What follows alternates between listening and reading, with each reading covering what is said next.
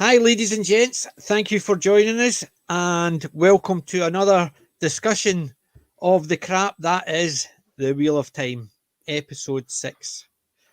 And I've just finished watching it, and all I could say is, oh, I'm glad somebody woke me up because that was boring.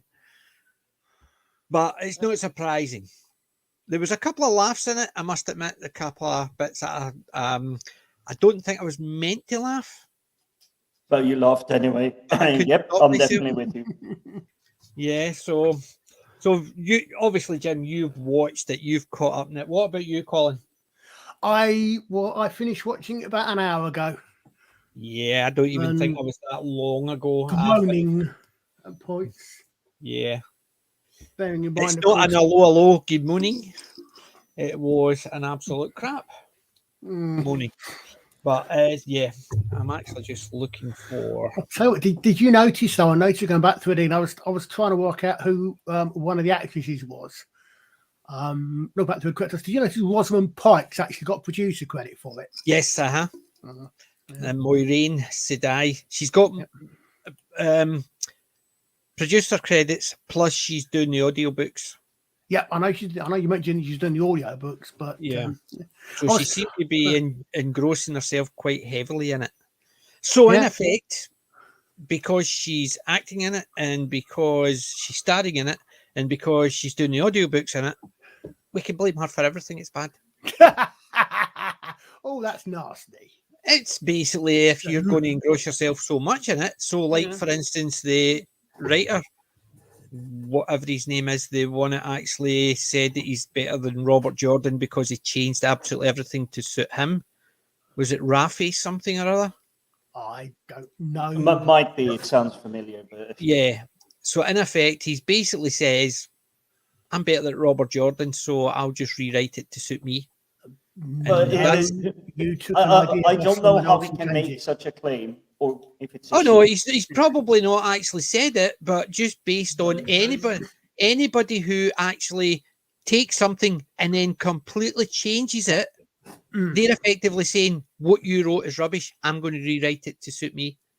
Yeah. I'm not sure if you actually paid attention, but the opening part of this episode 6, it's nuking a story or a plot line from episode 1 right out of the orbit, because it's going, oh, she was too poor, she was not rich. Yes, exactly. And Swan Sanchi, that is the Emerald Seat. Yep, Swan Sanchi, who is a poor fisherman's daughter. Yes, so they said that at once. I knew they were going to go down that route, because unless they were completely... No, the universe has already established if you're a poor country girl, you're not welcome. Yep, and now she's there, a poor country girl is welcome. But she had the right kind of skin, obviously. I don't know if it was just down to the young lady playing her, but I did notice that there seemed to be at times distinct differences between the father and the daughter's accents. I mean, I presume that I would imagine the father's was probably the actor's accent, but I did notice. I thought, why are they different? One of them sort of sounds sort of Australian, and one's trying to sound maybe a bit Irishish. And I thought, okay. Yeah. See, the problem is at one point they would try and get people whose lilt was very similar. Now they don't care about that. It doesn't matter if you've got an accent, you don't. As long as you look as if you've got a similar colour skin, that's all that matters. And that's effectively what they do. But I know they have all this, everybody culture matches and all, but you're a poor little minority, therefore you need to be lifted up and everything. But here we're talking a father and daughter. They should at least sound like they're coming from the same continent. Yeah. The problem is as well, that storyline about her. Why wouldn't her dad go with her? Why wouldn't her dad take her? Why would her dad just say, when you go? It's not as if he's got other children. He's got his wife. It just seemed to be the two of them. So why would the dad just have his village anymore? But no, even if that was just his house, because it's outside the village, so his house, and it was burnt down with a dragon fang on it. It's not as if he had a wife and other children he had to stay and look after. He basically says, "On you go. You'll be safer on your own." My only thought for that would be that I mean, this is presumably 20 plus years ago, that his perception would have been You're that talking minimum 25 years ago. that men weren't allowed anywhere near the. Yeah, but even at that, he could sorry, still travel with her. no. What's the word? White Walgreens. Tower. Yeah. Tarvalin. I would imagine that may have been his thought, but Yeah, I can I mean, understand you're that. a kid of okay, so she's got a bit of power, but she's that age. Yeah, but the problem is with that is it's not as if Tarvalin was just at the other end of that river. It's in the middle of the continent, so she's not just a day's travel. You're talking about months and months. She would have to travel, and that wee boat's not going to get her there. It's not as if there's a river from Tyr all the way down. Well, according to the books, there might be. But even at that, if she was going down these rivers, it could take her months. However, he's effectively says, "I'm going to stay here, you go on your own, even if I'm not allowed in Tarvalin, and I can only take you to the gates. I'm not leaving my daughter on exactly. Yeah, but it falls back on that how useless men are. It's like, oh, my 10-year-old daughter, just go out. There are Trollocs, there are monsters, there are wolves, there are dangers, there are evil men. Oh no, it's fine. I'm too lazy. No, but even if they didn't believe in anything, because Trollocs hadn't been seen, so people still thought they were men. They're still bandits. They're still thieves. They're still murderers. They're still even the fact is they're wild animals. There's wild animals. Yeah. Even if that's the point I'm going at. It's no real father would just let the kid just off you go. I'm going to stay behind and sit here. I have nothing to do here, but I'm just going to sit behind. But it started off. Why did you need to know all about Swan Sanchi and starting story? Just so when Moiraine was getting exiled, she could say about the river and the pike. So basically, she's saying things in the middle of all these people who are not meant to know the two of them are intimate. Yes, that was one of my own God of course moments. And you're sitting there thinking, really? Isn't that fun? Yeah, that's one of the things. Oh God, of course she's a lesbian. Of course it is, because in the book, the two of them were really close friends. Yeah, they grew up together. They came through the so-called White Tower. They were accepted together. They were novices together. They were accepted together. And that's the problem. The problem was you knew fine well what route it was going to go down, so it's no surprise. And they only put it in just so they could say, right, everybody watch, look. Yep. This is something that really, really irked me here. So Moiraine is banging her boss, and she's now at Tarvalin. Beg your pardon. You want to actually rephrase that? Well, you can't She's understand. ticking her box, maybe. That might be a bit better. but then, obviously, the ruling from the Amelin Sea is extremely favorable to what she needs to do. She's getting exactly what she wanted. Oh, boo-hoo, she got banned. No, she needed to get away from the tower because everybody else says, you've been out there too much. You need to stay here now. So it was in favor of her. So she's rubbing the boss the right way and gets the favorable decision. Isn't that, what was it called, sexual abuse or whatever? I mean, if that happened at any workplace, the boss would be immediately fired. But no one knew about it, did they? It was. I'd be tempted to say it was a back channel, but we might be going a little bit too far. It's a back channel for us, so that we know it. But it's the message of the story. Again, this writer that claims to be better than Jordan. That's exactly what I was thinking, Colin. It's just going, don't worry, this abuse of power, perfectly fine. Yeah. Well, that's the message it sends to us, the audience. I mean, I would be tempted to say perhaps that actually it's more a case of. I mean, I can take your point, but I maybe think that perhaps it's more a case of so the boss doesn't she doesn't trust the rest of the Aes Sedai with this really important secret knowledge until they verified it. So she's sending her closest associates, so she's someone she knows she can trust, out on a special mission, which we discovered apparently the Blues are the spies anyway. Which is interesting. I noticed though they'd actually got white cloaks themselves, so that must be a little bit confusing. You see someone in white. 1 minute, is it a white cloak or is it a white Aes Sedai? Hold on a second. I'll have to get close enough till I can sort of make some sort of judgment on the gender, if I'm allowed to do that these days. Mm-hmm. Well, that's the thing as well. The fact that they're all sitting in the White Tower, all dressed in their full clothes, and every bit of their clothes has to be the same colour as their azure, which is stupid because it's all to do with the shawl. The rest of them were they were all dressed in whatever was a traditional from wherever they came from.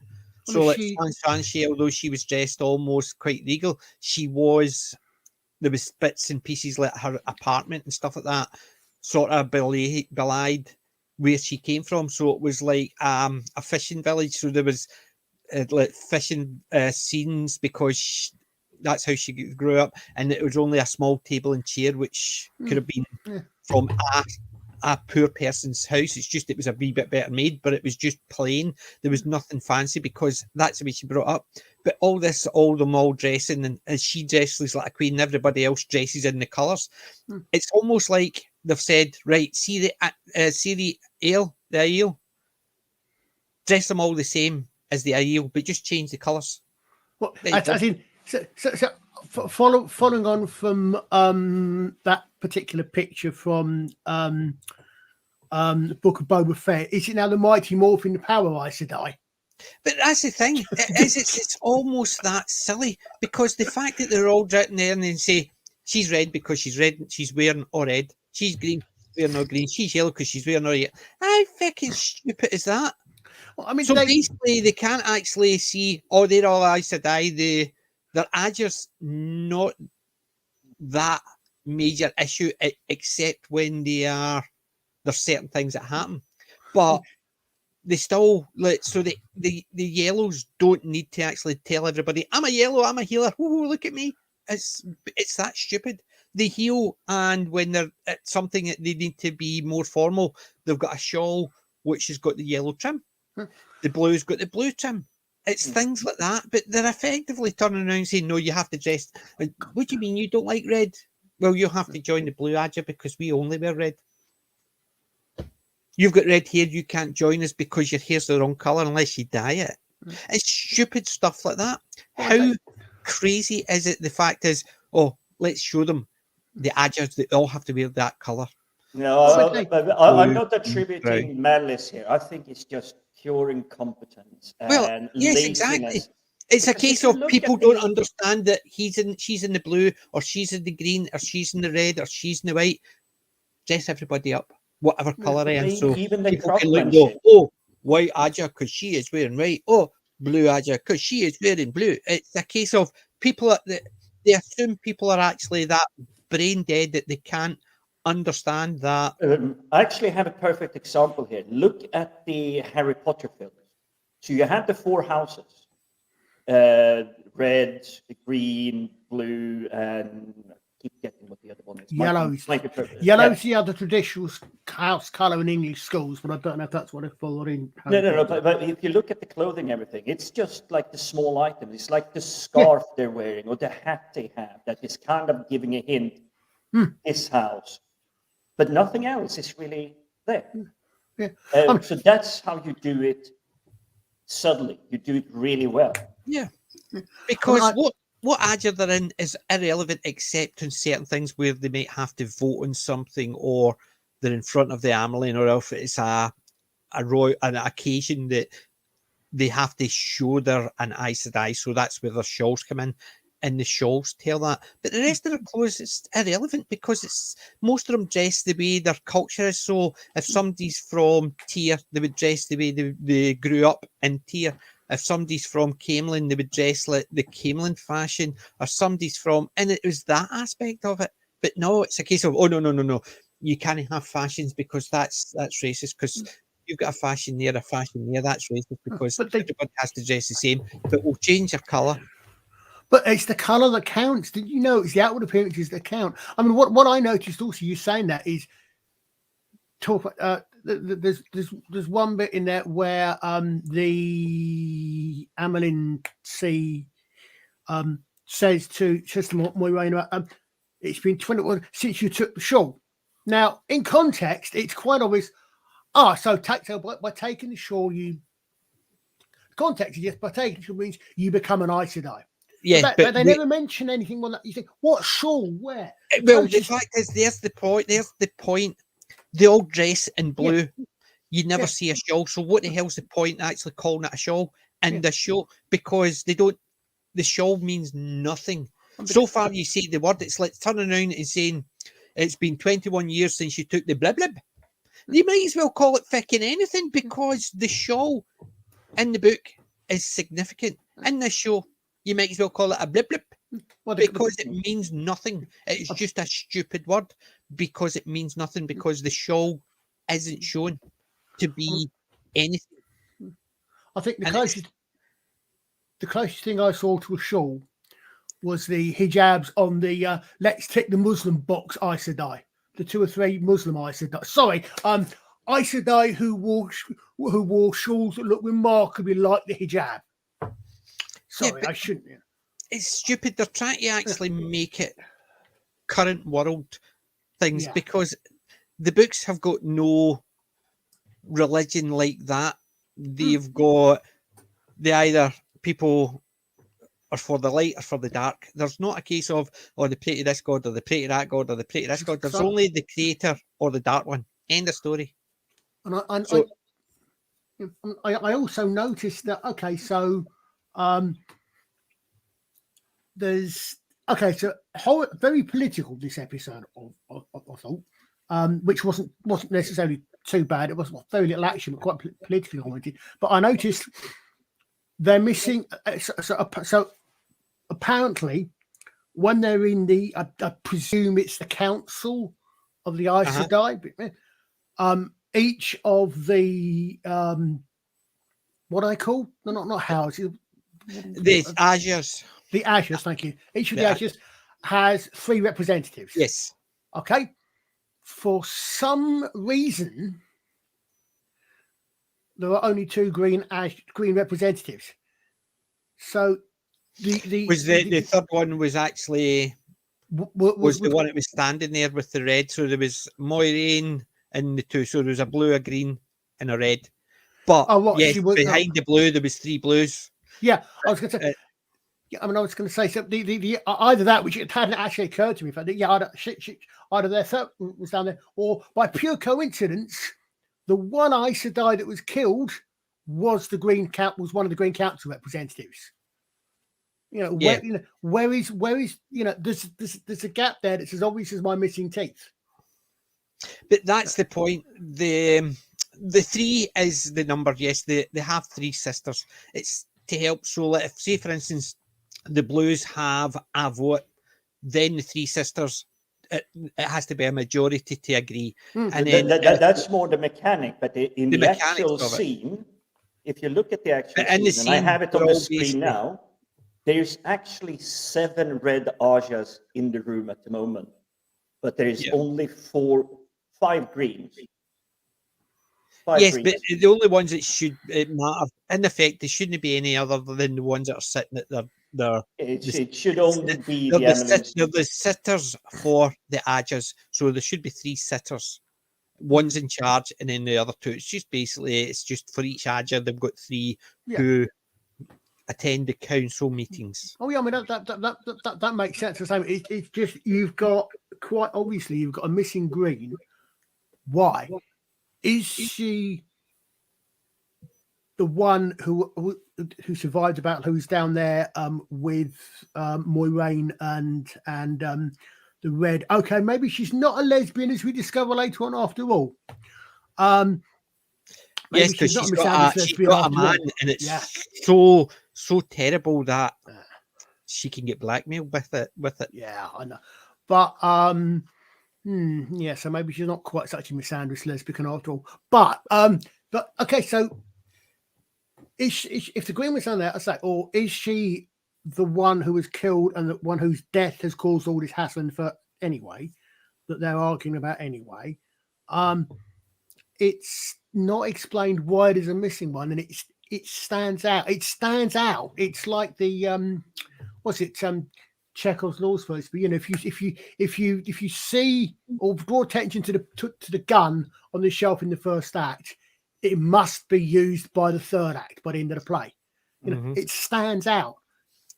Yeah. Unfortunately, I don't think they have that kind of mindset, that ability to string together. Because I've been trying. Yeah, to, I think what they've done is right. back. There should be 3 greens. Well, one of them standing in front of the Amerlin, so we'll just put another 2. Okay, right. We need 3 blues.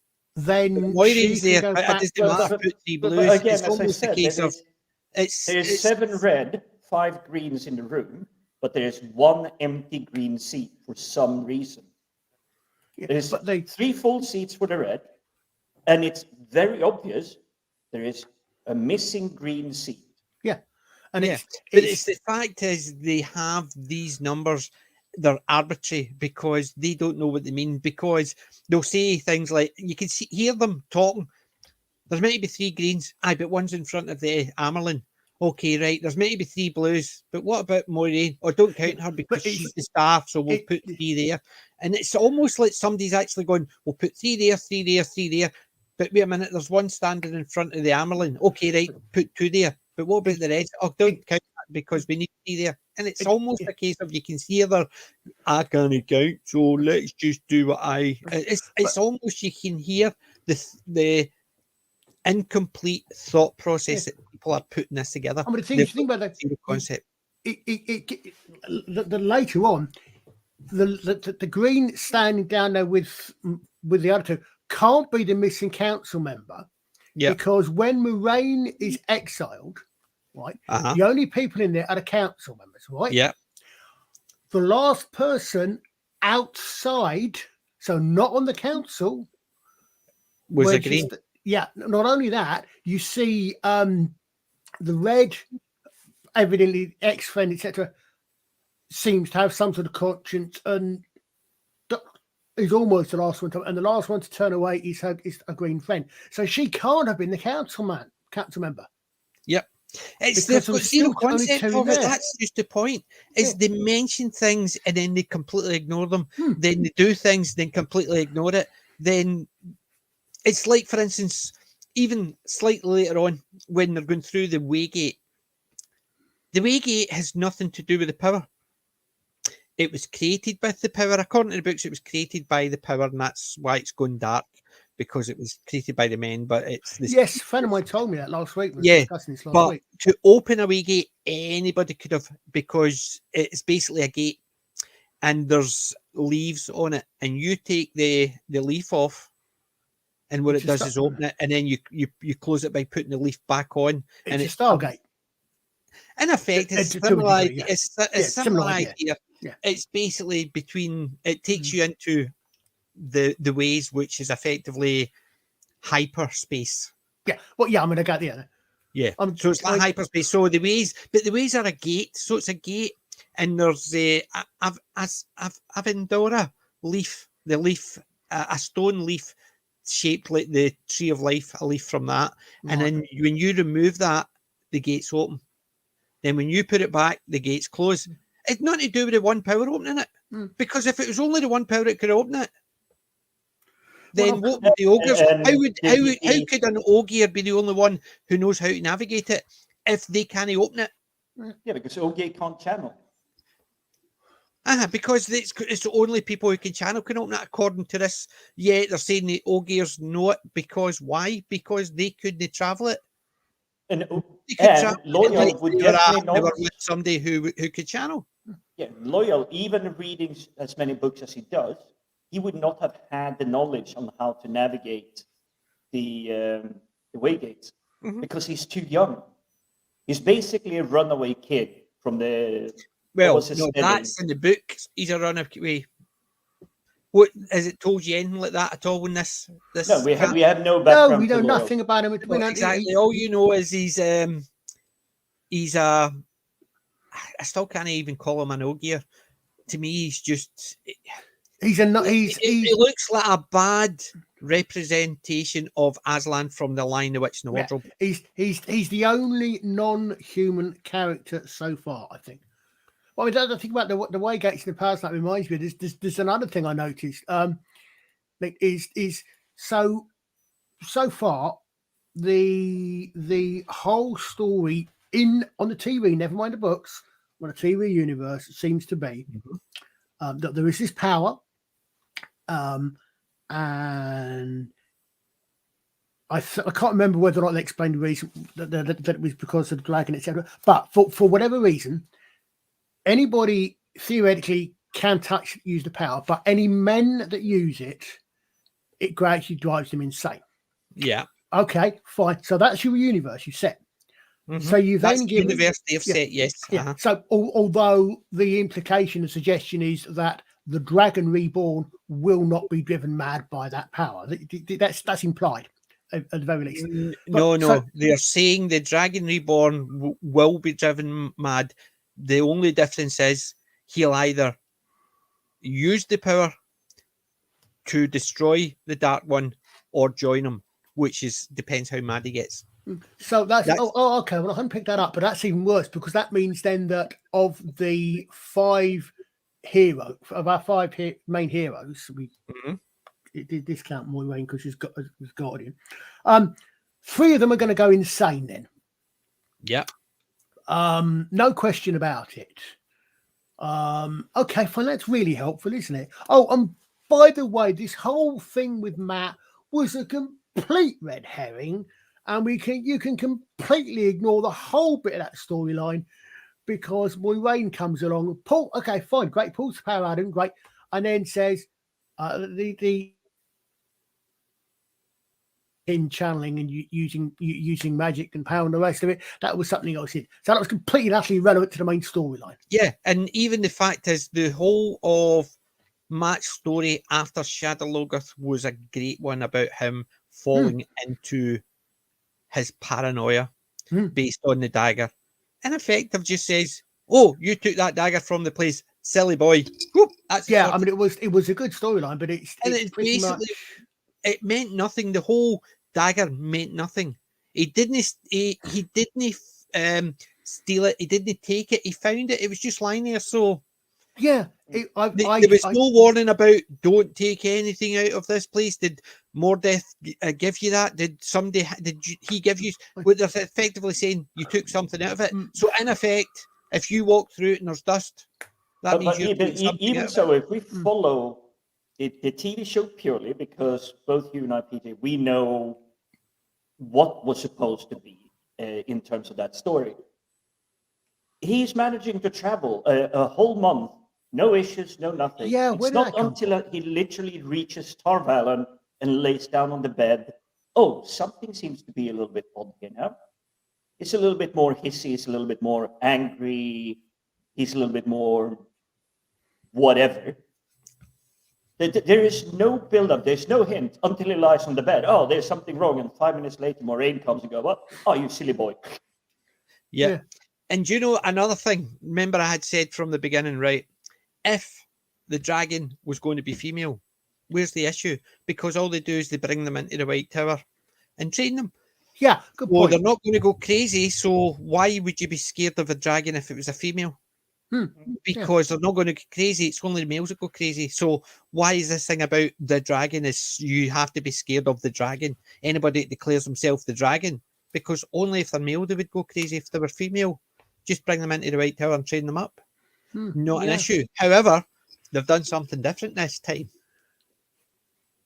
because they mentioned the many-headed dragon. So in effect, what they could do is it's both Egwene and Nynaeve. I didn't see that coming. Please tell me they're not going to do like this. They mentioned they mentioned the many-headed dragon, and the first thing I thought is, oh, so they don't want to actually say that woman over that woman, so it's both women joined together. So it'll be our powers combined. And and that's what it's going to be. So it's not going to be any of the three boys. It's going to be both women now. No. It's going to be all of them because I was right. It is the Mighty Morphin power Yes, gradually born. They're I going to think combine into one Megazoid. yes, but that's what I thought initially. But I still go back to my original. None of the boys are going to be the dragon. So the fact that they said the many-headed dragon, now it's going to be both girls. The boys are not going to be there, just there for dragon fodder. I'm using the word dragon fodder as a proper way because they'll be the ones that will step in and get the dagger. It was meant for one of the girls because they tripped and fell into it or something stupid like that. Let me not spoil anything, but men being useless is a complete theme throughout. Okay, you don't need you don't even need to watch it. I could have told you that, and I've only watched up to episode 6. I could tell you the other 2 episodes are going to do the same. It's 2020, 2021. Of course, men being useless is the main thing. But I've got a feeling I saw someone mention some women like you, Jim, like you, PJ. I've not watched to the end yet. But I saw someone talking about somewhere. I mean, it might have been Archie in that video. That there's something almost Arius. I mean, it tells you how bad the Game of Thrones went, didn't it? That I've never watched it. Yeah. I know, and I can use things like Arius stalking as an adverb, as a verb to explain coming out of nowhere. You know, that there's things that. You know, I will give Game of Thrones this. First season, if you know nothing of the books, no stuff like that, that's good world building. Oh, yeah. You get the presence, there's dangers, there's intrigue, there's kings and queens, and they're always trying to backstab each other. Then stop. Mm-hmm. Do not watch further than season 1. I mean, it's just, I mean, there's something very much between Game of Thrones and similarity with Wheel of Time. I just never bothered catching up on. Kept going. I got the first disc out from Love Film way back when you used to be able to rent DVDs over the internet. Oh, I haven't heard that name in many years. Yeah, there you go. And I never bothered with the rest because none of them grabbed my attention. None of them grabbed my interest. I have to admit, I was put off by the what's his name, Jamie, and by the brother and sister thing. That put me off. Yes, there was 2 things that put me off for Game of Thrones. That's why I stopped watching very early. One was the brother sister thing. The second one was, what was the point? Because you get interested in a character and then they're going to kill them off. So what's the point? You don't know that too quickly in the beginning. This is but the thing is, I found that very quickly with the Sean Bean character. And I thought, no, because I'm not going to actually watch this program. Yeah? That's the end of season 1. So yes, but I knew very well if that's the way they were going to go down, they were going to continue that. So I knew from very early on, as soon as they were talking about, and he was going to get killed, and I thought, yeah, I'm not watching a program that's going to kill a character off that they basically build up because they'll just keep doing it. And I stopped watching it. I watched a couple of episodes, and I think 2 or 3 episodes, but I didn't watch all of the whole season. But I watched a couple, and I thought, I like Ned Stark was Sean Bean's character, and then the next bit I see he's getting killed, and I thought, why would I watch this pish? I'm not going to go back and watch the rest of it. Because the thing is, I had read the books, so I knew the things that were coming, but I wanted to see it. And for me, season 1, perfectly well balanced in terms of all the things I'm saying. It's world building, backstory, characters. Like you say, the thing that grated you the wrong way is that, you know that this character that I really like is just going to go, bye-bye, go. Yeah. See, I wouldn't have read those books for the same reason. Because if I want to be invested in a character. So if I'm reading it and the character gets killed off, and then there's another character, and then the character gets killed, I would be sitting there thinking, why would I read any more of that? Because what's the point in getting invested in a character if they're going to kill them off? Because there's 0 point. For me, I'm saying I can understand why with the people who read it, they were expecting all that, but I can't read something where the characters just go bite, bite, bite. But the hint with Game of Thrones was that the character was played by Sean Bean. Yeah, that was obviously. But I mean, I could see that. Yeah, you could see that, and you build up. I mean, I can understand. And okay, yeah, the dramatic bit. I mean, as I say, I'm having just not gone into after the first four episodes, but I can understand they build up, and then you get this really, it comes as a shock, dramatic shock when they kill off one of the main characters. Okay, you can get over that, but as you said, if you know. Okay, well, they're going to build someone else, and they're going to kill someone else off, and they're going to kill someone else. No one's safe. And so, there is no. There's no investment. There's no real investment. But if we stick before his untimely demise, the way the friendship between him and Mark Addy, so Sean Bean and Mark Addy. The way they can talk, the way they can interact, you can tell there is far more respect between them, even though one knows that, unfortunately, you're just one of my minions. I might actually have to kill you, because that's the kind of universe they're in. But if you take, obviously, I don't know how much you remember of it, but if you take that kind of character development, there was the similar thing here between Moiraine and Amerlin Seat, whose name I keep constantly forgetting.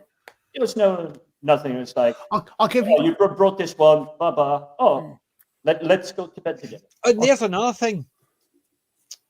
What did he need to travel for? Because Moiraine could use magic tunnels to get from one room to another. So, what does that mean? What does that mean to the universe? Because why would she do that from one part of the tower to another, but she needs to ride from A to B? Or when they get to the base, they chase the horses off. So when they get to the other end, does that mean they're going to have to walk for 3 weeks to find somewhere? There's nothing. A big thing they missed here is, and this is more for you, Colin, in terms of strategy. In the books, the ways and everything, they actually accidentally stumble upon it. But up until they actually come across one of these, it's a mystery of how the Trolloc Horde, all the evil guys, managed to undetected get from the wastelands all the way unseen. Not the wastelands. The wasteland is where the Aiel is. The blight. Sorry about it. The blight. But basically, in the book, to the south is the blight. That's where all the Trollocs are. Then from that, you've got the waste, which is basically like a desert, and that's where the Aiel stay. So in answer to your question, PJ, I think it's a little bit like you think of something like Babylon 5 or Stargate. Stargate's possibly a better one. We've seen them, they go from gate to gate. Yes. Right? On Babylon 5, you go in one gate, who hopes to another gate. Right? You don't actually get to visit anywhere in between. If she's searching, I mean, if she needs to go to two rivers, if she knows she can get a gate from wherever to two rivers, that's fine. But if the gates are only from point A to point B, she's got to actually travel by land in between to actually visit the places. Yes, a little bit, but the way gates are actually a net. No, but we're talking about the part where she's traveling to Juan Sanchez's room. She goes from her that. Sorry, yeah. No, but I'm saying is the way gates are more like Babylon 5's hyper gates. So these are gates that you enter, you travel for a short time, and then you exit another one, and it's like hyperdrive within Babylon 5. However, later on in the books, there's something similar. They do traveling, which they open the gate and they basically just step through and they go from A to B. That's more like Stargate with that type of thing. However, the bit with the room and the way gates are different, right? The bit with the room, it's almost implying that she can travel from A to B Right, fair enough. It might not be. It might be their rooms might be a quarter mile apart at at a stretch, right? So she can only travel within that. But even at that, then what I would do is, why get a horse? I'll travel a quarter mile, then I'll travel another quarter mile, then I'll travel another. And basically, she doesn't need supplies or anything like that because she just uses the power and goes travel, travel, travel, travel, travel. And it's that type of thing. That takes you, you're sitting there thinking, how the hell can she do it? And instead, and this is following the TV show. Yes, we're talking about the TV show. We can't. The problem is you cannot talk about the TV show and the books because they're different animals. That's like turning around and saying, "I want to talk about dinosaurs," and then you're talking about a chicken. Yeah. And in effect, the book is a dinosaur. This program's the chicken. Technically, there may be there is a relationship between both. But in name only. Well, there's no correlation in your brain between a Tyrannosaurus Rex and a fucking chicken. Or a turkey. I kind of thought that rather than a site-to-site transport, I kind of got my first impression when they did that the gate thing was either she was going somewhere. You cut out there. Yes, my first thought was that she was going astral projection, for want of a better phrase. My second thought, a pocket dimension, for want of a better. It's not that she was going somewhere else in the tower. I think if they were, I see what you mean. Yeah, books, they could have got away with that because in the books there's traveling and there's parts where they can enter Landriod, which is basically the world of dreams. So they could have had a pocket area where only the two of them know how to get into, because these are things that are lost in the books. That's only Forsaken or really powerful Aes Sedai that are finding them, or the Aiel wise ones know about them, whereas the Aes Sedai don't. But that's in the books, so you could actually do that if they were following the books. But because they're not, they're effectively making things up as they go along. The other thing, to follow transport, and then even the waygates where it has to be opened by magic. But to follow Colin's idea here, but this is because I've read so much sci-fi, fantasy, all of that. I kind of saw it more that when Moiraine meets up with her lover, it is both of them have gone to one of these pocket dimensions. She's not actually going to her bedroom. No, the problem is you could say yes. However, if you look at the scenery, it's Swan Sanche's apartments. Yes, it is. But there is nothing saying that you can't create this secret pocket. Yes, imitating what it is. Yes, but the problem is because they've not set out anything. We can't assume that because the books have got something like that. The problem is in this program, you've just seen her traveling, so you have to just assume that she's traveled to her room. But it's like the critical drinker says, because reasons, because they use the magic really willy-nilly here. You don't get any explanation. You don't get any reason why. It's just because reasons. The other thing is again is you guys just made something click. That okay, so we don't know. And Moiraine thinks they are asking a very valid question. Okay, if we've got the Blues out there, doing their recce, if they're the Babylon 5 Rangers, let's bringing in way better, or whatever they are. Which, in fact, to be quite honest, that actually sounds quite like General Connection. But if they're out there, how did the Trollocs, the big bad things, get all up without being noticed? Yes. Well, the answer hadn't occurred to me until you said it, Paige. Maybe they used the gate, but if in the books that's exactly how it is. But you didn't know anything about that. In here, they're still implying that. Yeah, I mean, if Moiraine knows about the gates, which she obviously does. Yep.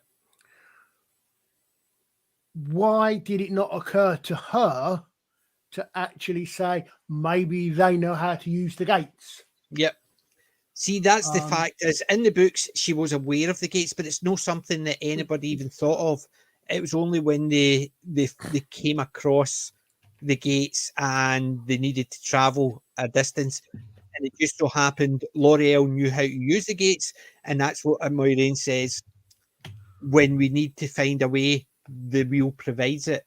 Right. There's L'Oreal, knows how to use them, knows how to travel them. If it wasn't for him, we couldn't use it. Not even she could use it because she wouldn't. She might know how to get in, but she wouldn't know how to travel. Whereas in this one, she's effectively saying, "Oh well, L'Oreal is going to guide us." I mean, But he can't open the door. I have to do it. So why the hell would he know how to guide you if it's only people with magic who get in and out of them? I'm tempted to almost wonder if there isn't a cut scene on the cutting room floor somewhere where Moiraine goes to L'Oreal and says, "I've had a thought. There used to be these travel gates. Your people are supposed to know something about them. Do you have an idea?" Or something like that. But no, you've just got this thing, and all as you said, we don't know. We've been introduced to this guy who's okay. So he's in. So okay. So if you want to put your if one wants to put one's anti-woke or woke modern day goggles on, all of a sudden he's apparently he's a race which generically in fantasy is considered an evil race. Ogres are normally considered at the very least bestial, if not evil in most fantasy settings. Yeah, like orcs, and they've made him okay. Fine, I got no problem. But we know nothing about this guy, his people, or his ways, or anything. But then all of a sudden he knows how to use. But it's not explained. I mean, it's like well, the whole thing hasn't been explained in the books. No. They explain about them that very well, so you understand it.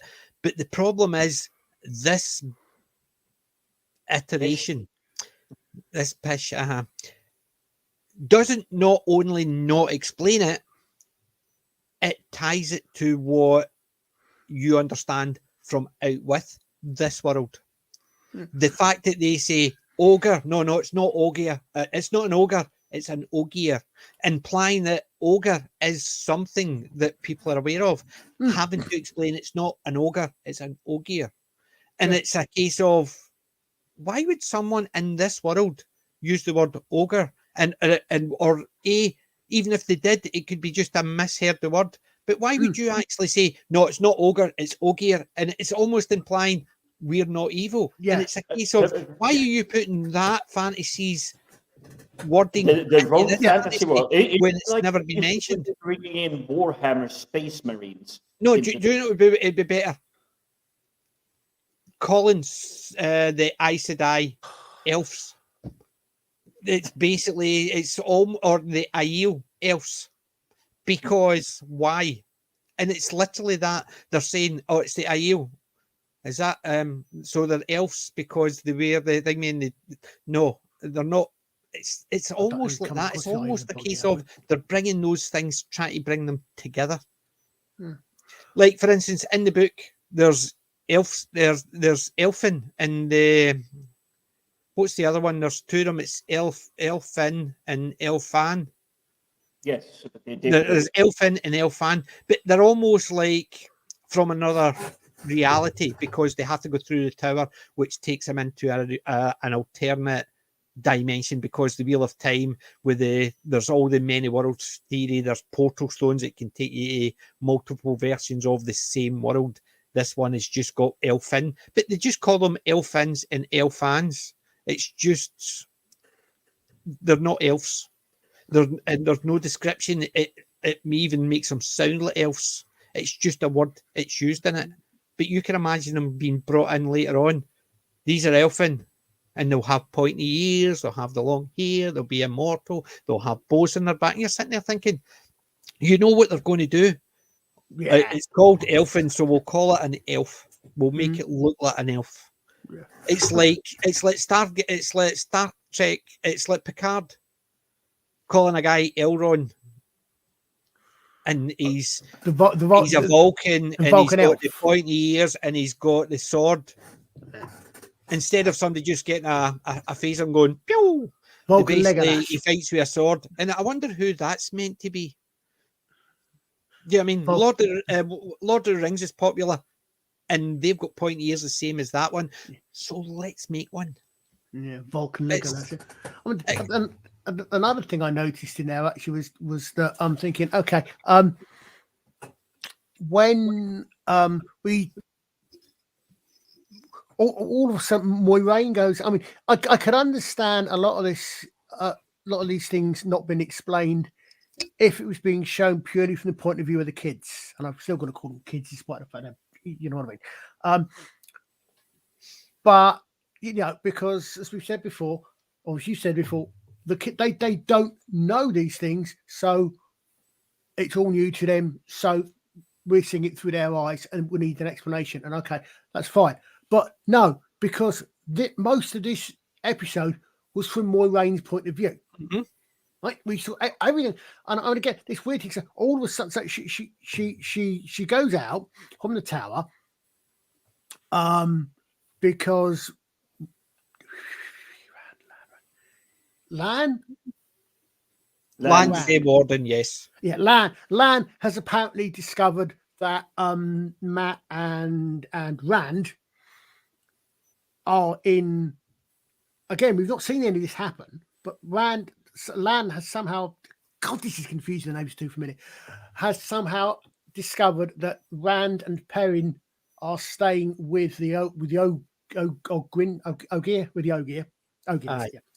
And that Matt is in a bad way. I mean, I did think I quite like that scene when coming down. I mean, like when Matt's always conflicted and Matt is saying, you know, the world doesn't need a dragon like me. You know, I mean, Matt himself, there's part of him, I think, there that knows there's something wrong. And you know, I mean, it started from when he thought he may have been the one that killed the kids and that in the last episode, but one. I thought that was quite a nice scene. But for some strange reason, Moiraine doesn't she doesn't tell them that she's seen Nynaeve, and then later, again out of nowhere, one of the healers comes along and tells her that She's found the other two. she's found the other two, and they say and we see Perrin lying there, presumably.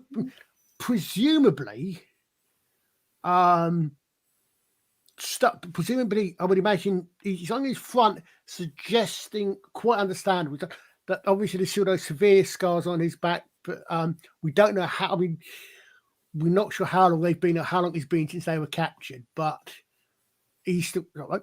And we never see the scars on his back. Presumably, they couldn't be bothered to afford the makeup. That I find really, really sad. So you know, these everybody's built small models and everything. So you have this like thin metal pipe. You can actually get the makeup, and I think it costs about £3.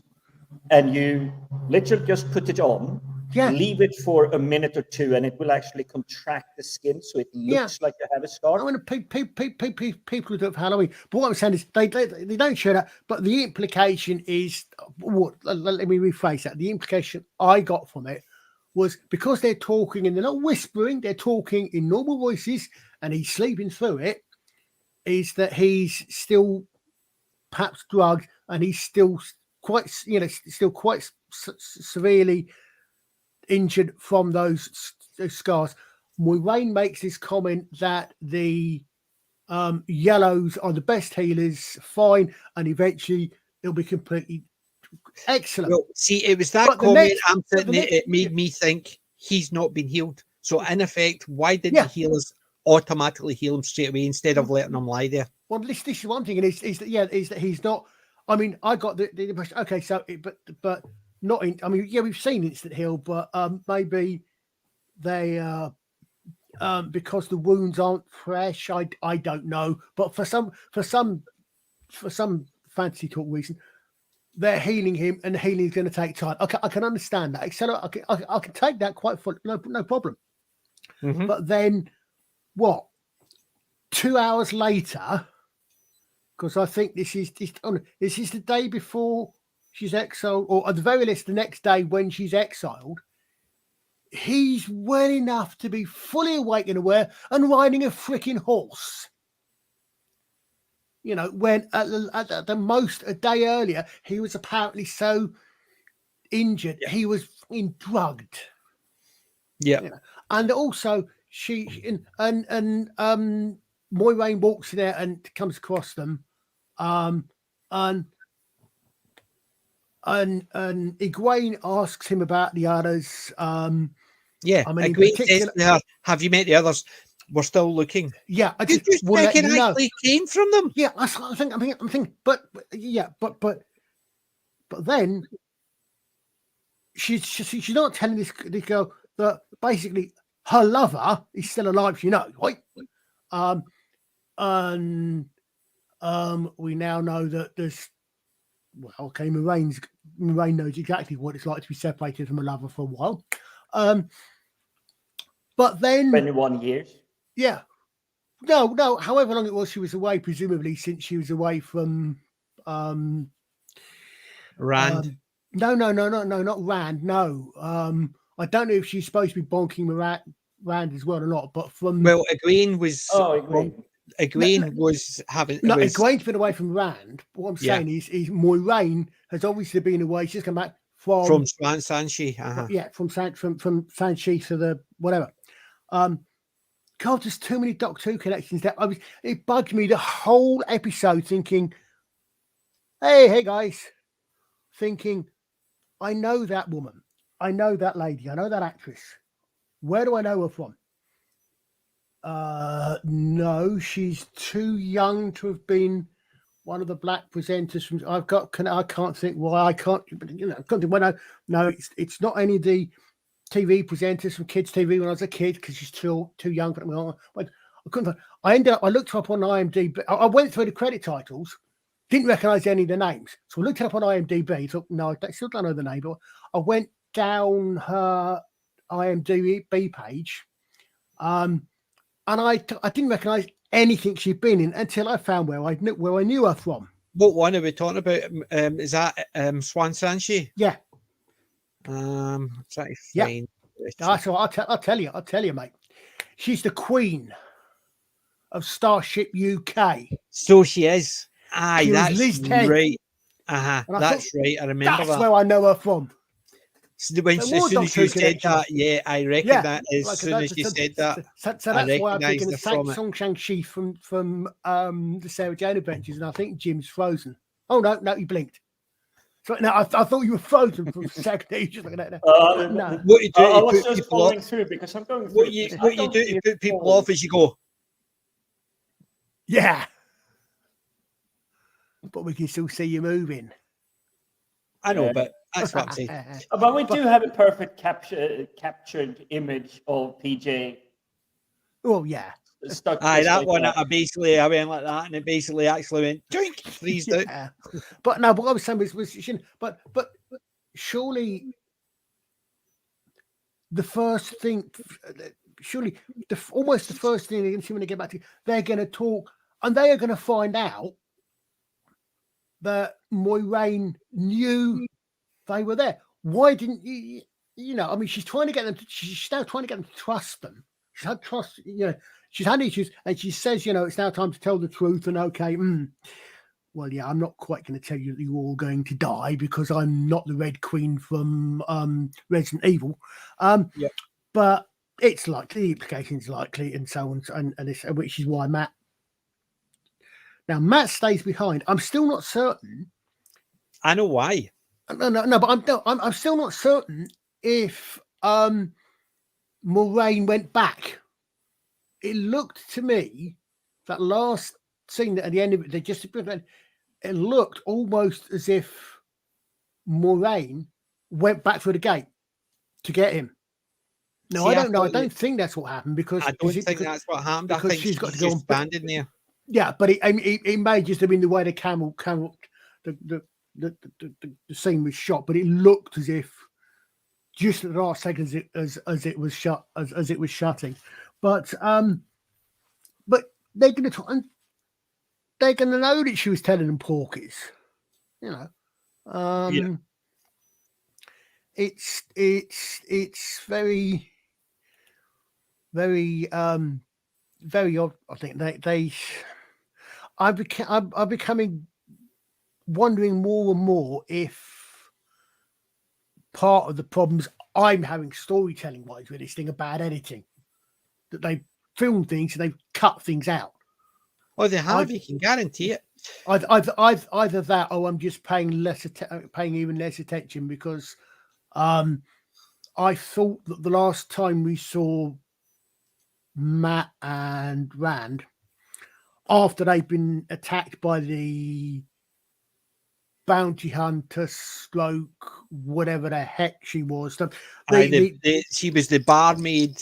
Yeah, but she was a dark friend. The assassin, whatever she was, and he got that. That was the last time we've seen them, and they've been there with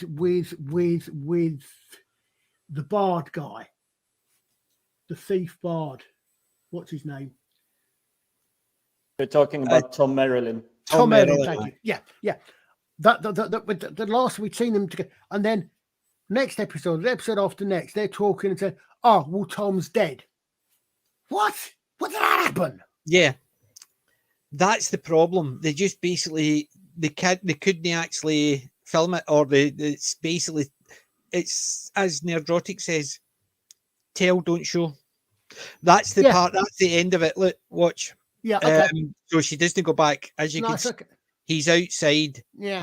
And as it's closing, she's just standing watching. So look. See that wee bit there you're talking about. Right, I'm just going to try and get that again. Yeah. It's him. It's moving. See, they're moving, and the four of them are standing in front of her. Yeah, and I saw that, but I'm just trying to get that wee bit. Oh, it's clipped out. I thought literally just that last bit there. There was a wee bit where it looked like at the very end. It looks like that there. Yeah, there. It looks there. like someone moved out. Maybe Randy. It looks like he goes back, but maybe that's them moving on, and that's the edge of the screen, possibly. I think that's her there. Right. And I can't enlarge this. It may, as I say, it may just have been this swing, but it looked to me as if someone went back through the gate. Yeah, it did. Presumably, in that case, it will be either Perrin or Rand because they're standing at the front, and Rand's the one who's been traveling with him. But I don't know. Ah, there it is. It's Nynaeve. Nynaeve. There she's there. Look, because there's Nynaeve. There's Egwene, right? And look. Oh, it has to be one of the girls. Okay. It was Nynaeve. I just had to film it because I was checking what they made. So, yes. So they've I didn't notice that part. They've still split the party. Yeah, but the problem is as well the whole part of that, like when they're going through. Why did they take horses there if they were going to get rid of them? Because you imagine, right? We're traveling here, right? Everybody get here, right? We've got here, right? Throw your cars away. What?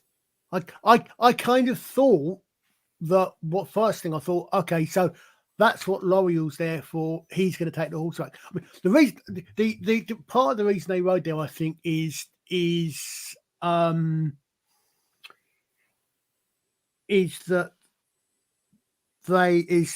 is dramatic. There's something else in the back of my head, and I can't remember exactly what it is. But it's completely unconnected. But something. And that they could have that so that he came up and then he brought the other two with him, and then the others come up on horses. So you get the dramatic scene of them coming up together and them being reunited, because if they've been walking, it would take a lot longer to get there. To come into shot, if you like. So I think they're on horseback, so therefore they get there quicker, so they get there. So do you get that. Do you know what I think the message they were showing there is? Things are transient, because you can guarantee when they come out the ways, they'll suddenly all have horses, all have saddles, all have everything. Yeah. And it's almost a case of things don't matter, because when you finish with them, somebody will give you something else. So it's almost like you don't need to work because we'll give you everything you need. It's going to be more. You bring of your the horses, you reason. bring your saddles and everything. Just get rid of them. When we get to the other end, somebody will gear them. Don't worry. Yeah, it's going to be interesting to see what happens next episode. Yeah, but the problem is with this episode, it was boring as hell, because there was all the talky talk, and even the part where Maureen is meant to be really sad and you're meant to be crying with it. You're sitting there thinking, she says, "Throw me out." So why would she be fucking sad? She's doing it for everybody else. She's acting for everybody else. Badly in this thing. It's you, the audience, being played. Oh, it's so sad and emotional. So, hang on, you've just told us the plot line. She wants to get back out there, and everybody's trying to trap her. And oh no, it's so sad that she's getting kicked out. She's getting exactly what she was coming after. I mean, she's obviously playing it up for everybody else there. Yes, because everybody else. But it shouldn't play you, the audience, because they have the violins and everything to make it like a sad movie. She's playing up because her I presume the head of her Azure had wanted her to stay. I'm assuming it's head of her Azure had said that, and I presume, and she's playing up for start because to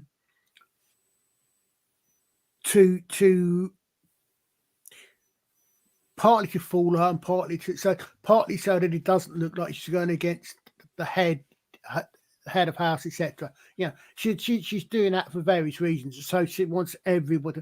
But I must admit, there was one other thing. I mean, I'm getting seriously. I say seriously. Well, not surprised. I did notice though that so they're in the so she's in the steam bath, in the baths, right? In the right.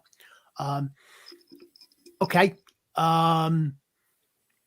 And someone's rubbing her back, and they're going, so that's Well, this is before we've discovered that she's actually having a relationship with Liz 10. It's easy to remember that name.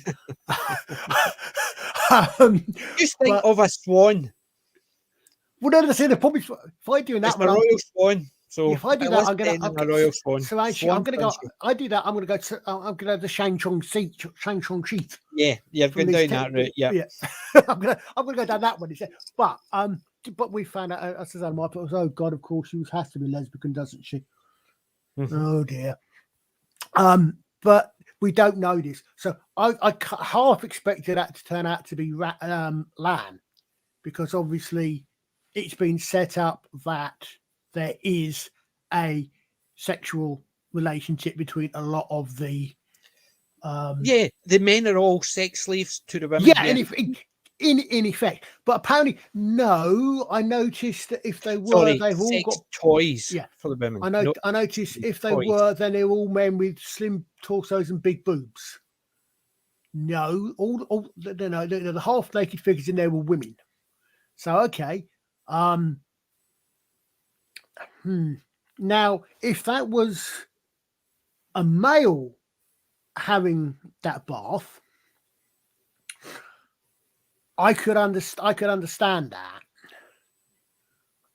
It would be okay, fine. I'd be quite happy to have a bath like that. And again, if it had been men with the woman, but I'm thinking, hold on a second, something's okay. So, okay, are they trying to push that they're all lesbians?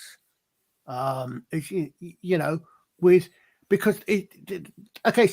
got women in there that are okay. So it's a woman's only space. Fine, okay. That doesn't mean anything nowadays. Yeah. But I'm thinking, in context, okay, so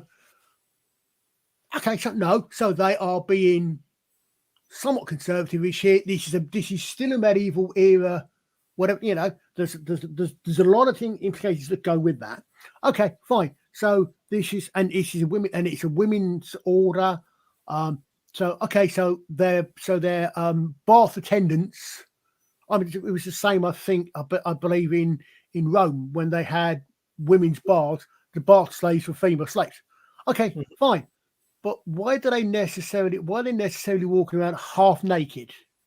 If they're not getting in the bath and getting wet, all they're doing is, why are they half naked? I'm not complaining, but I'm thinking it makes zero sense. Except for the titillation purposes only. Yeah, and titillation of who? Well, that's the thing. I was going to say it's not for males. I was going to say it's 2020, 2021, 2022, so we know it's not for the men. It's crazy. That's the thing. The thing is, I've noticed over the last couple of years, the more they push diversity in, whereas I watch a program, an old classic one, doesn't matter what it is. If you go back to the 50s, a movie, Sidney Poitier, you've got a classic actor. You go and you've got things like Blade. You've got Lethal Weapon, Danny Glover. You're watching a great movie. Nowadays, you see something, you think, did they only get it because they're telling you we have to put these people in. So now you're sitting there thinking, did they get that job because? Whereas when I was watching the news when growing up, Trevor McDonald was on it. I didn't think, oh, he's black. I wonder. No, it was a case of I listened to the news because there was a respected, well-versed man telling me the news. Well, and now it's a case of, did they get that because, or were the best person for the job? Now I have to think, is that why they got it or not? You don't know, because the acting in this is so wooden. It wouldn't surprise me that every single one of them is just a tick box. It's not the best actor they could have found. No. It's just a tick box. And I'm talking about the whole cast. You can guarantee that across the board. Just going back, I mean, the second best relationship, probably in Hill Street Blues, was Hill and Renko.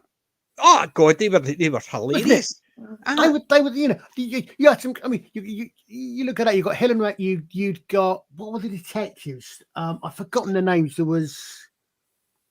Well, you had the guy with the Torn Black was the actor's name. You had the guy with the beanie and the tash. He was always doing. Mick. Yes. Well, yeah. You had Mick Belko, who's the best character in the entire series. He was definitely with the bit with the wheelchairs and stuff like that. He would do this crazy stuff. But yeah, you had the two patrolmen, right? Then you had the two detectives. One white, one black, and it was just a case of they would sit and slag each other. They would have a laugh and joke with each other. You had Hill and Renko as the cops, right? You had Coffey and Bates. I can't remember the name, but was that Bates? Was she not? Is that not the girl? Yeah, because you had the girl with the blonde hair, and you had that big tall, the big tall guy with the black hair. Yep. Black guy, and I think he's the one main lead character that was killed off eventually, I think. And then you had, as you said, you had the detectives who I can't remember what the other characters, all the actors. I think Torn Black, but again, you had the drunkish detective suffering. Great again. I can hear some echo myself for some reason all of a sudden. But no, again, you've got those things again. None of them were Starsky and Hutch. Starsky and Hutch were both white males, right? Cagney and Lacey, both white females. Nothing wrong with that. I mean, in fact, the thing is, when I was watching them, I didn't think that's two white guys or that's a black guy. I just watched it because it was an entertaining program. Yeah, exactly. I mean, you never watched. Whereas now, if I see it, I just think, I wonder why they've actually got those two people on screen, because their chemistry doesn't work. Yeah. So is it a tick box? Oh yeah. I mean, so it's so obviously you only got to look around. I mean, you just looked at, you look down the cast and you say, okay. I Well, used to watch Hill Street Blues didn't all the watch time. MacGyver because he was a white guy. I watched It's 'cause it was MacGyver because he was entertaining. clever. He was entertaining. He Oh was yeah. like Yeah. action, but it was kind of unique. Okay, we did have A-Team as well, another TV series where they were trying to stay as far away from guns as possible. Oh yeah. They had guns, but nobody ever got killed. But there was like the avoidance of trying to use it, trying to solve the problem, trying to fix what was in front of them. I cam. They made it so great. Cam. Yeah. Wait, I mean, it's damn it, I completely and utterly lost my train of thought there. No, I was. We were on Hill Street Blues. Yeah, no, Yes, we're on Hill Street Blues. Basically. Anything? Which was Hill Street Blues? No, but something else is about. We were talking about Hill Street Blues. We were talking about. We were talking about. Oh, one was yeah. My comment every week on Wheel of Time or something was oh God, the landscape porn. See, that's let's be honest, the landscape porn is fantastic. That is the best part of this show. Yeah, see the very first scene where it just come over the hill and that valley. I thought that's what I literally put. And landscape porn. And the girl and her dad, and you're sitting there thinking, right? Usually, the same landscape porn that you got from Xena, you got from literally the same landscape, Xena and Lord of the Rings, The Hobbit. But then the second one is always, and then you come across the people, and the next line is, "My God, the diversity." Yeah. I mean, I was almost surprised that the father and daughter were actually the same skin color. I mean, I kind of expected if there was a wife there, she'd have been a different skin color.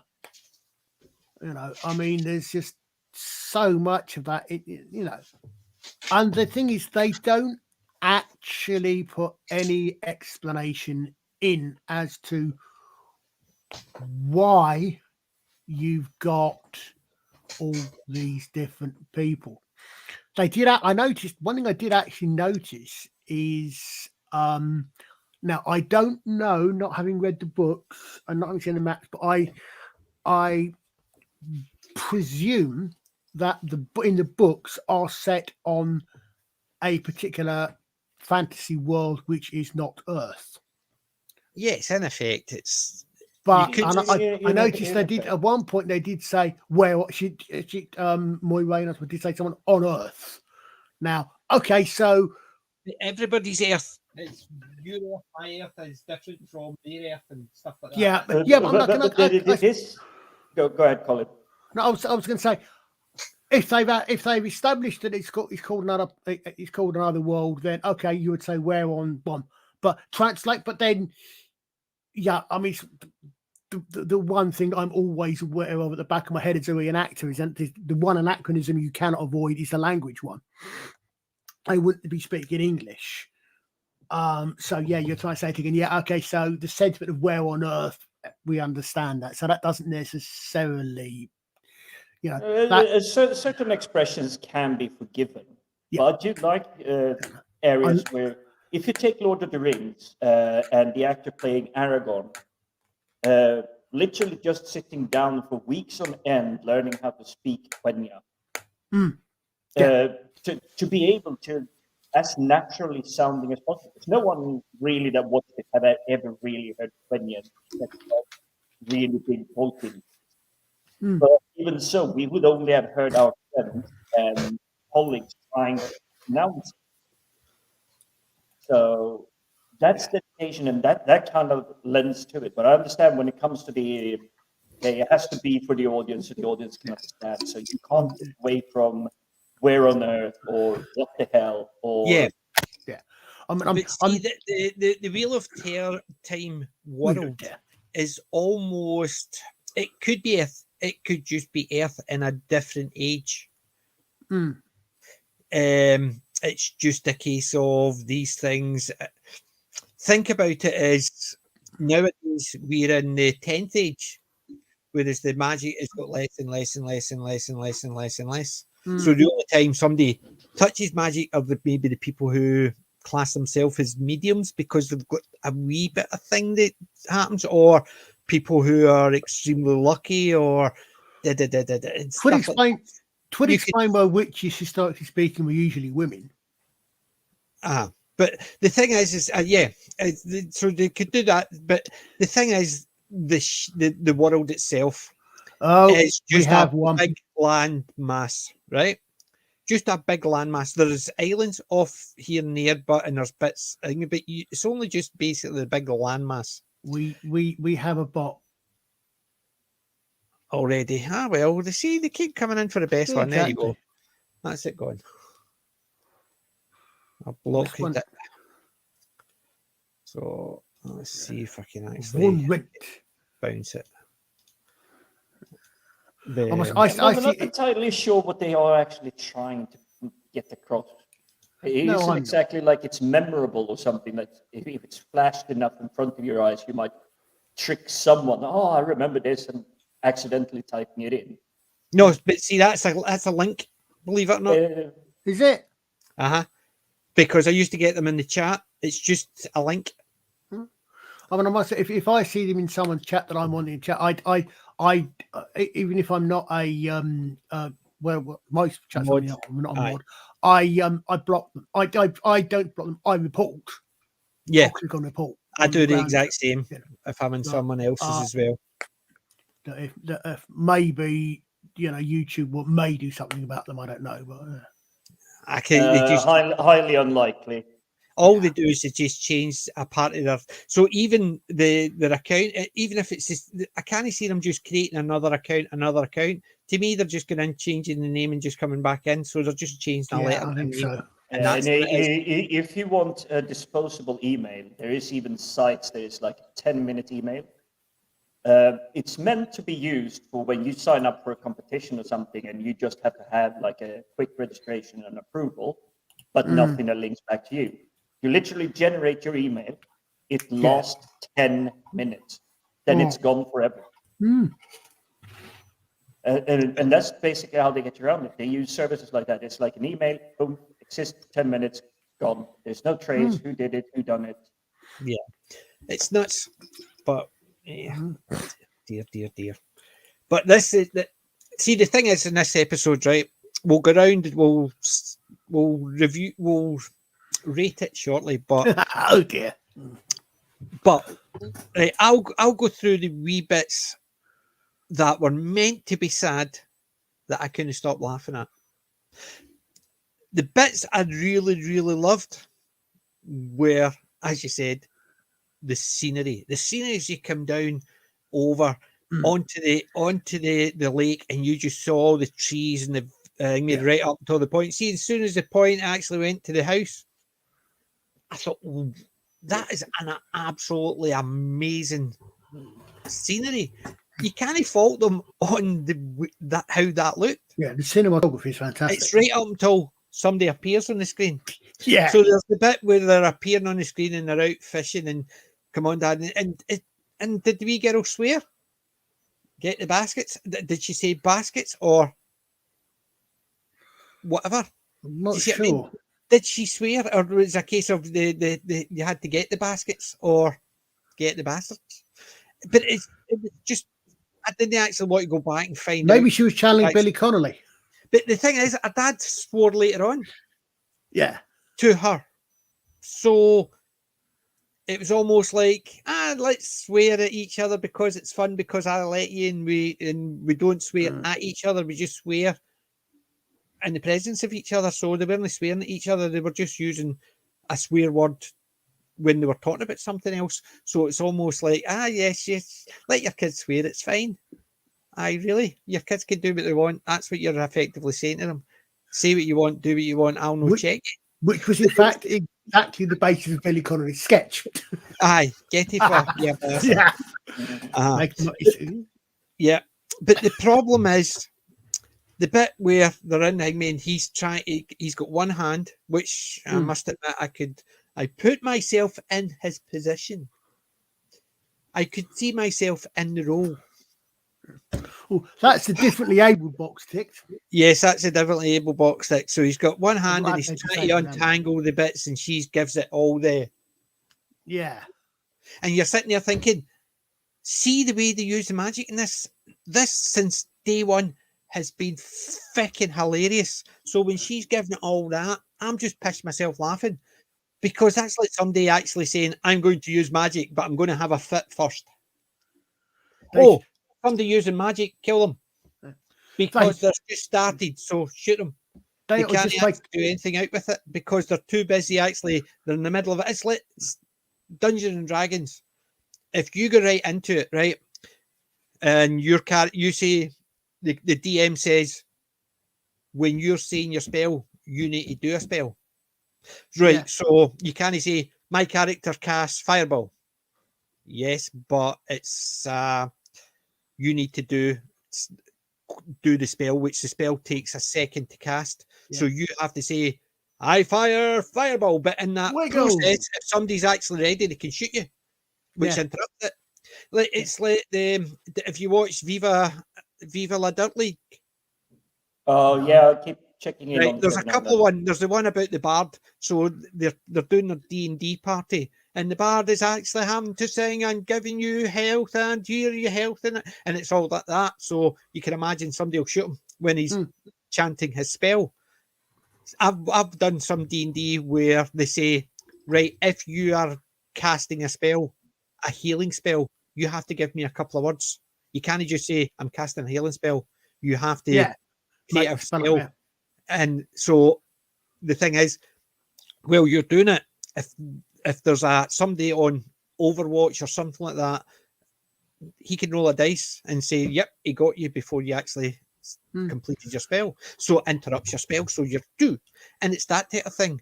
Whereas in this, as soon as you see somebody start doing that, freaking target them, because they're halfway through, and if you can target them, then it interrupts their spell. Yeah. And that's the stupid thing for this. The fact that the White Cloaks burn the witches because somebody calls them Tarvalin witches in the book. So they have to burn witches. So the only way we can do that is cut their hands off. So that means we have to have them all doing that. So if we cut their hands off, they can't use magic. You're sitting there thinking, has anybody read the fucking books? No. So if her hands were cut off, why was her mouth gagged? This is why was her eyes thingy so she could see what was, but it's stupid stuff like that. And then they completely broke it last week. Yep. With a queen who can't move her hands, and she gets a wee teeny fireball. Well, she can move her fingers, and that's it. Yeah. But the thing is, you see them giving it all this. Yeah. Yet she just goes like that, and she can fire a fireball, even if it's a small one. She can fire a fireball. No. She did two spells in one. Two spells. Fired a fireball and burned the rope. Burnt the ropes. But the fact is, she can't move her hands. But so they've effectively says, but they actually get around that by turning around and he says, I believe they don't need to use their hands. They just do it as an affectation. And you're sitting there thinking, so you cut their hands off, but you know they don't need to use their hands to actually cast the spells. You know he's a pervert. But it just made zero sense. And this as well made zero sense with it. I could follow the logic through to that, actually, thinking about it now. That, that because she couldn't move her arms, that's why she could only do a small spell. The bigger the movements, the more power channeled, possibly. But that doesn't make any difference. You look at Nynaeve with her spell when exactly. She didn't do all that. She just went. Exactly, yeah. Well, I mean, I must admit, I'm saying this. I'm getting to the point where every time they start doing the magic, I really, really want someone to take a scene or a collection of clips of them doing the magic, and overlay kung fu fighting in the background. Everybody was kung fu fighting. Yeah. Everybody wants kung fu fighting. There's so much like that. It is so. And that's the thing is as well.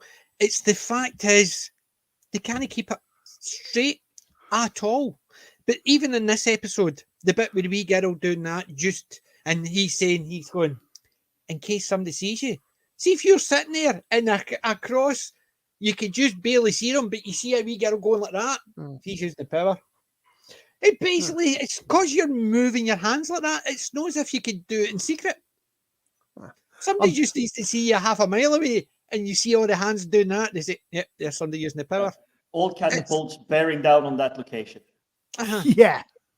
But it was crazy. And then there were meant to be this sad scene about how the daddy and the girl separate. He effectively says, "Piss off." That's all it came across to me is, I'm going to pretend to cry, but I've got nobody else to look after. I've got I've no wife, I've no children. I've only got you. Piss off. That's effectively what he said, because I've lost everything here. Piss off. Yeah.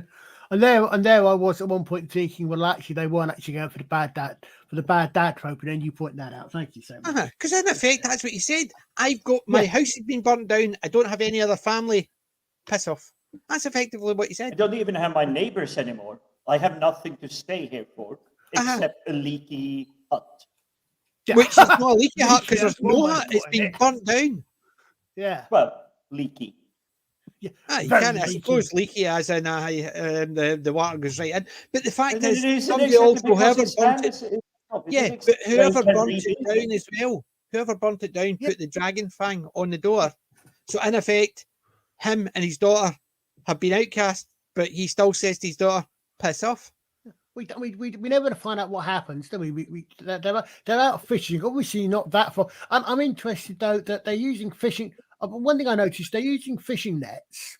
Yes. Okay. Which seem to go in and down a bit. But then when she goes away, she's punting, so the river's about 6 inches per foot deep. Yes. Do you really need to use fishing nets like that if your water's a foot deep? Not with the net. What do you call it? The eyes that big. If you're casting a net that shallow, you're going after the really small ones. The things you actually put on a hook to go out and get the bigger ones. Yeah. And you would have a very, very the fine people mesh. who are writing this have got zero concept, so they've got no knowledge, because you look at the size of the fish they were bringing up in this shallow water. And So yes, I will give this as someone that grew up with a wee net on it and just go. I will give this as someone that grew up on lakesides. We did go out fishing quite a lot. You do not repair the net all the stuff in the boat. You repair the net at shore. Yeah. If your nets are broken, you go back to shore so you can repair them properly without sitting and having a risk of falling over because you're too focused on something else. Yeah, that's well. Yeah, but it was just crazy. The whole thing was crazy. So there was something that was meant to be, the two of us are crying because I've told you to piss off. In effect, that's what he's done. So you're meant to actually, and I'm laughing at there's another bad dad trope. Everything has been destroyed, so I'm going to give you my boat, which I need to fish and feed myself, but I'm going to give it to you, but piss off, just take everything and go.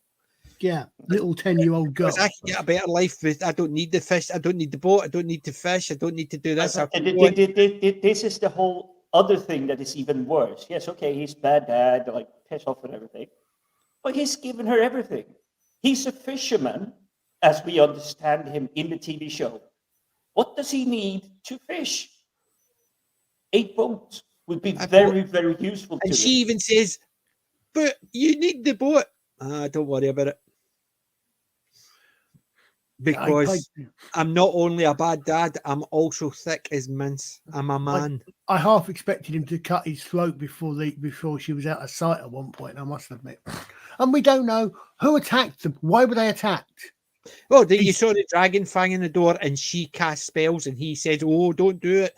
Yeah, what's the dragon fang? It's already implying that somebody saw and burnt, and in that small amount of time that she did it and went back to shore, somebody burnt her house down and drowned a dragon fang. You see how tiny the river is? Are you telling me they're just a little bit outside and he's getting, someone might see you? which means they're within visual distance of the village, or at least someone just strolling a couple of minutes outside. And so somebody must have seen them because they burnt the house down. Yeah, and they burned the entire village, or whatever you want to call it. It was just his house. I think it was just his house. I think it because was he his showed, house. see the bit when they come over the hill and they go onto the lake, and then you see the house on the right hand side. That was the house that got burnt down, and to me, that was his house where him and his daughter stayed. I'm trying to look back at it. It's right at the very beginning. It's right at the beginning. You see him coming over the hill onto the lake, and you see the house on the right hand side. That's the house that got burnt down. I didn't notice anything else, but come think about it, that doesn't necessarily mean anything, because if that was the fisherman's house, that may well have been a little bit distant from the village, but we never had anything. But who burnt? I still know. I mean, no explanation that I could see for who burnt the hut down. Just some symbol that I didn't recognise. But I may have missed something earlier in the series. Well, you did remember the bit where all the Trollocs killed all the sheep. Yeah. And all the sheep were in a similar. That's the dragon's fan. Right. Thank you. I hadn't. Right. Okay. It's see, the thing is, you missed the part because of the Aes Sedai.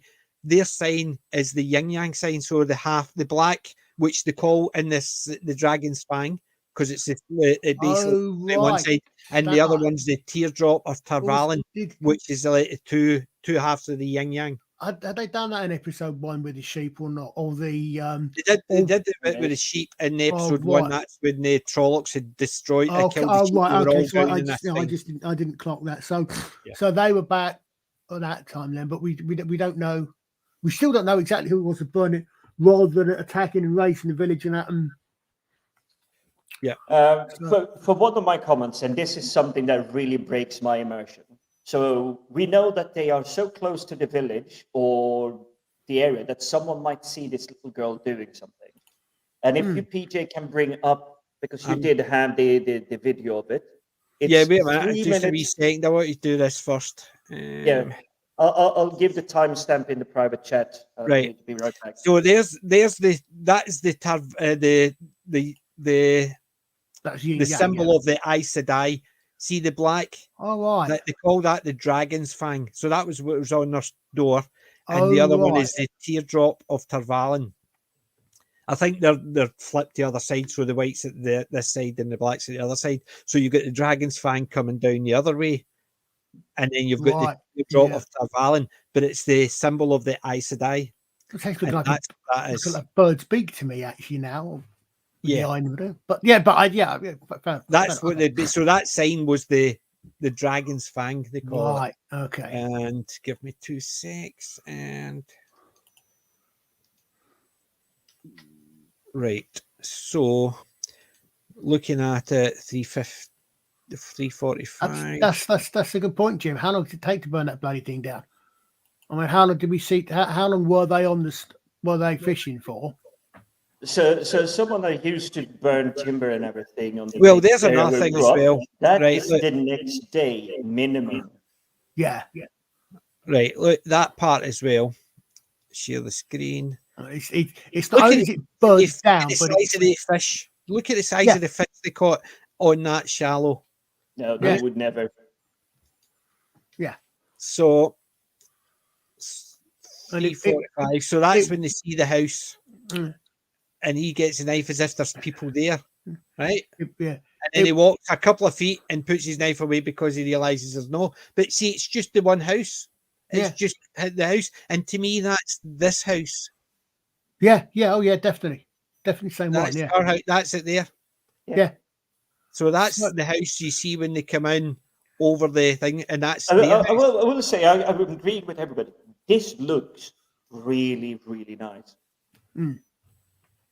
Right, that landscape stuff is stunning, and you can see it's literally look behind her. Do you see that on her right hand side? Right, that's the bit when they're using magic when he's trying to actually untangle. So she's just standing watching him. She thinks she would turn around and say, "I'll do that, Dad. I've got 2 hands." Yeah. I'm also intrigued. I was also intrigued by she taught herself to use magic. It's really amazing. She uses the same way as everybody else in the White Tower to use magic. I'm also, I must admit, intrigued by the. Well, I'm not intrigued.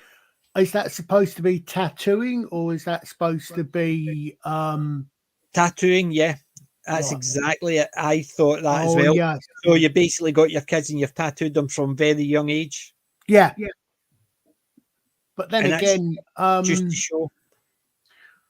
they did Which, that. as someone that has tattoos, if you're that small and you get tattooed at that time, your tattoos will get really wonky by the time you reach full Yeah. size. Yeah, They Actually, stretch that with might your actually be a skin. village. They're looking at it. Yeah, that looks more like a village. That's the village, but that's Yeah. not the same because look, this is the bit that's their house, Yeah.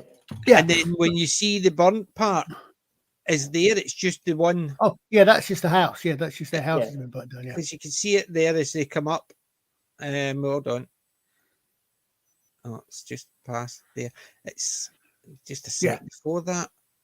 There you go. Watch, and you just see when they actually look, and it's just It's funny that the bamboo gate apparently survived that blaze. Yeah. Yeah. So that's it. And It's just bamboo the burns house, easily when it's dry. and you can see a bit better from a bit earlier on when they first glance at it, just to see he looks up. Right. Watch as he just goes close with his knife for some reason, and then it just pans down. You can see it's just a house. It's not the village. So somebody from the village has come out, put the dragon's fang on their door because you can see the dragon's fang. That's why the bamboo survives, so they could actually show it. See it there? Just there, the dragon's fang on the door. That's there. not. Is that on the door? Is that actually a The bit gate thingy, It's the a bamboo gate. thing. Yeah, You'll see it in it's a wee not quite sec. the house, is it? It's a bit far. It's a bit away from the house, I think. That's the gate they had as no, a gate. yeah, I don't know. I'm not sure. Yeah. So there you can see the dragon's fang. Yeah. Very, very subtle, yes, because Oh yeah. it's dark. But the fact is, this was meant to be a sad scene, and I was nodding myself. The bit when he's giving everything away and saying to his daughter, "Piss off." Yeah. And then the other part I was laughing at, if I can remember it, the bit where the Matt, she walks in and goes, "Oh, the dagger, how dare you did it." And you're sitting there thinking, it meant nothing. The whole Shadow Logger thing meant nothing. Yeah. Because he mentioned it, they said something, and then, although we know what it was in the book, in the TV show, it was nothing. It was just, you could see all the mold chasing them. It wasn't even smoke or anything. So what difference did it make if he found something lying there? And that was another one. Look at the state of that. Yeah. It was, but it was actually no that part. It was a wee bit before, just as he walked in. I think it was this bit here. Watch. There. Look at those boots. Look at the boots. I've got high heels on. I'm meant to look taller, but look at the state of the boots. Yeah. They don't even give him height. They just look as if they've actually been added to the top of his feet. So it looks like his feet's on the ground and they're just made to look tall. I did notice also though that the way she comes in and she's being very respectful to him. The way she addresses him suggests that he is he and his ways are something to be respected, but the Aes Sedai will respect. Yes, they are, because the no background. Yeah, in the thing they're known as the builders. In this, they mention nothing about the builders. No. They call her the builder, and there's no concept between it. And it's, I don't know. Even this, look at the horses as well, right? You look at all the horses in this one. With all their kit on it, their saddlebags, the lot. Yeah, they don't take and they any just of that actually slap them to get rid of them. They don't actually take anything off the horse at all. They just slap the horses and chase them. I'm thinking about it. I'm wondering if here Lan and Moraine are somehow communicating with the horses to lead the others back so they don't get lost. Looking at it again, because they're just sending horses off, so the horses don't. I kind of thought at one point that's why L'Oreal. Yeah, the ogre ogre named after a makeup But this is the was part I compatible was cable. actually going to get at, right? A simple thing, they're traveling. Doesn't matter how far they're traveling. They don't know how far although it's a short trip, right? So there's her horse, and look what's on the saddle. Yeah. Something simple, like water, just above her shoulder. Look, Yep. that's a water, right? And her saddlebags. Yep. And what she does is just, he's telling his horse cheerio as well. And then that's it. Bye-bye. Didn't they take a single thing off? And then says to the horses, and there's another thing that annoyed me as well. Considering how they've actually, even Shad was talking about it, like with the swords in the back and stuff like that. His land's got a hook on it. He's got his bow strung. Yeah, exactly. He might not have across his chest and with the bow holding it there. My point, exactly. Yeah, trust me. Yes, this has been noted. I mean, having said that, I must admit, if he's traveling, if he's, I know how hard it is to string a decent strength bow. Just crisscross your leg, bend, hook. Well, it depends. Yeah, either that, it depends on the power. It depends on A, the power of the bow, and B, your bodily strength. Yeah, I would assume he would be capable. Seeing his I would assume anybody can actually pull the bow, can actually string the bow. My bow is 45 pounds, and I normally have to use a stringer. But then again, I'm getting old and unfit, and which basically it's a long string that you put on both ends of the bow. You step on the string carefully. You just flex the bow a few times, stretch it, and then you just reach over and you actually slide the arrow, the bowstring itself down. But I mean, if you think you're going to be using the bow, then I mean, if I string a bow at the beginning of a show or practice, my bow's normally strung for most of the day. But no, as soon as I'm not using it anymore, I unstring it because otherwise it stretches. This is the cosplay version. That's exactly it. It's the cosplay aspect of it.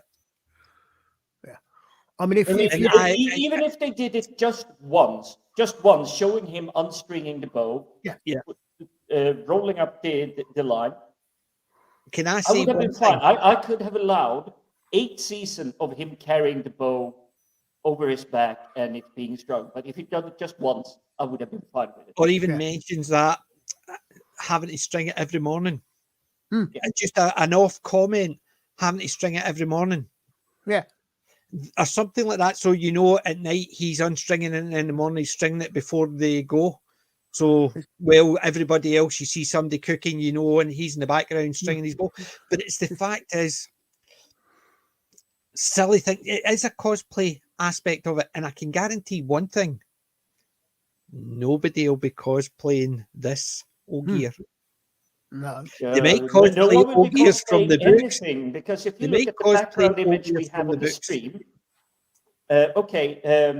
it's mostly covered by me at the moment, but I believe it's Rand on the right-hand side here. Aye, well, it looks a little bit like a Daniel's flowing 80s shirt and everything, that kind of stuff. But even that is more inspirational than what we've seen so far. But that's what it is. It's just a case of any of the pictures. Let's see. I can definitely speak to the bow, and that is a long. In fact, I'm not. Well, he's supposed to be about 6'2", 6'3". God damn connection. I can. I'm not actually certain. I can't really tell if that is a long bow in as much as it's a thumb and a half taller than meant his. To be a long bow. It's definitely a single piece bow. It's not a recurve bow, which like the bows in Skyrim, for example, you see them where the bows are bendish. It's not a composite. It's not a recurve. It's one bit, which means as long as you're keeping it strung, you're stretching it. It will keep bending. Yeah, I mean exactly. It does. I would really, really, really love to see one scene if they did actually strung it properly and checked it properly, checked the string with his thumb, with if he swung the bow, put his fist on the inside of the bow and his thumb up and had the string roughly touch the top of that, that will make up for about 80% of the shit in this for me personally. If they did the thing that, is, the books have got they mention it. They talk about keeping the strings dry, making sure it's not slung, making sure they've got 3 or 4 strings wrapped in wax paper. And stuff I like even that. believe, I might be wrong, but I think they're actually in the book. Rand is at one time actually taking the bowstring and using it as a rabbit snare because he's setting a trap. Yeah, and he's talking about stringing it as well. How when he's stringing it, there's only a couple of people in the village can string his bow. Perrin being one of them because he's the blacksmith. Even Matt couldn't string his bow because of his height and the power he's got because he works on a farm. Perrin can string his bow, and his father could string his bow, but other ones have got, they don't have the power for it. So it's all to do with if somebody can string my bow, they can usually pull the bow because they've got the strength to do both. But they don't even mention it. It's just a bow. It's a TV typical bow. Basically, it's always strung, same as Lord of the Rings. They're all the elf archers. See, in Lord of the Rings, they were actually quite clever. The string, as I've been told, seeing the behind-the-scenes documentary and everything, the string is actually always digitally placed there. There was never a string on the prop that Legolas held. They always animated that. And when he had it on his back, that was magnetic clips holding the bow on, not the string. But even when the elf archers were all marching in, they were marching in holding the bows across their chest. If you watch in that, they see them marching in and they're all holding the bows across their chest. So they've not even got them strung across them. There were some some things that you see in these things that any archer, I'll rephrase that. Any longbow archer will just, depending upon how jaded they are, anywhere between groan and look for a wall to bang their head against because they just, no, you do not do that. Mm-hmm. That's why I have a solid metal plate right in front of me. That's why I've got a solid metal plate right in front of me. But the thing is, as well, right? We know how each of us feel about that. So there's things in this it were meant to be sad, and I was not myself laughing at because I could see what they were saying. There was other parts where you're meant to feel, oh, and all I was thinking is, really? And I was just a stupid grin. Apart from the times when I was almost falling asleep when they were actually all sitting about talking, the rest of the time I was not myself laughing when they were meant to be, oh, a wakey, or it was almost a case of, yeah, tell your horses to piss off. All your everything you own on your horses, piss off. Yeah. I don't want to take anything. I'll not take my saddlebags off, even just to carry them. I'll just get rid of them. What was the point of having saddlebags and stuff like that if I'm just going to get rid of them? I mean, okay, so you could perhaps say that Moraine and Lan knew they weren't going to be taking the horses, and therefore they had their stuff with them. But they didn't even tell the kids to take anything they needed off. Exactly, but you also look at Moiraine's horse, and there's a saddlebag with stuff in it. Yeah, but I'm saying you could, if you were being extremely generous, say, okay, knowing fine well they could actually guide their horses somewhere. Yes, yeah, but go back to the stables. They'll go back. But they know that, so they will take anything they know they're definitely going to need. They know what they're getting in. Oh, but they don't even tell the kids this. The kids have got stuff, everything, bed rolls, the lot on their horses. Yes. And they don't even. These are poor people. These are not just people who don't think about things. Yeah. But yeah, it was just absolutely nuts, and that's why I just kept going. So based on the quality of the show, there's a sense I didn't think I would use. Quality of the show. this show and quality don't really normally go together. What would you give it out of 10, and why, Colin? You've depressed me, because until we started talking about this, I'd actually thought this one was the least offensive episode so far. See, you're in a good place for it because you have read the book, so it's not subverting anything. I can understand that aspect of it. I've also come to realise actually that I'm not, having watched all of you, I'm not as I don't watch this with quite the same critical eye, and I don't mean being critical of. I mean, like the critical drinker, for example, when he reviews something, he reviews it as a critic, as in he critiques it as in he sees what's good, what's bad. I don't tend to watch these things quite so much with that in mind as other people do, even when I know I'm going to be reviewing it, because that's not necessarily the way. I'm not used to necessarily watching those things, so I'm just watching. I'd probably say, I don't know, 4, maybe 5, simply because I mean, I thought there was some quite interesting little bits in it. I mean, as I say, I was the bit where she comes in and where she's talking to. I liked the bit, for example, where they come in, they surprise Rand and Matt, and Rand pulls his sword on them because he thinks he thinks that Moraine is going to attack Matt and hurt that Matt. And she took, and I quite like that. And that's, and then they hold, then he gets slightly distracted and Rand takes him down, but just takes him down, takes a weapon out of his hand and disarms him, leaves him at that. He's there. I thought that was quite good. The bit where you then turn around and say, okay, so basically you are making the entire quite interesting, and would have been more interesting if they explored it more, story about Matt, the dagger, and the evil force inside there, the Vashton and Rod, or whatever the hell they were. You've just made that completely irrelevant because you said that was all the whole point, and that was all the dagger, and there was nothing really to do with him. So no, he's not. He hasn't been. It's not a hint that he might be the Dragon Reborn.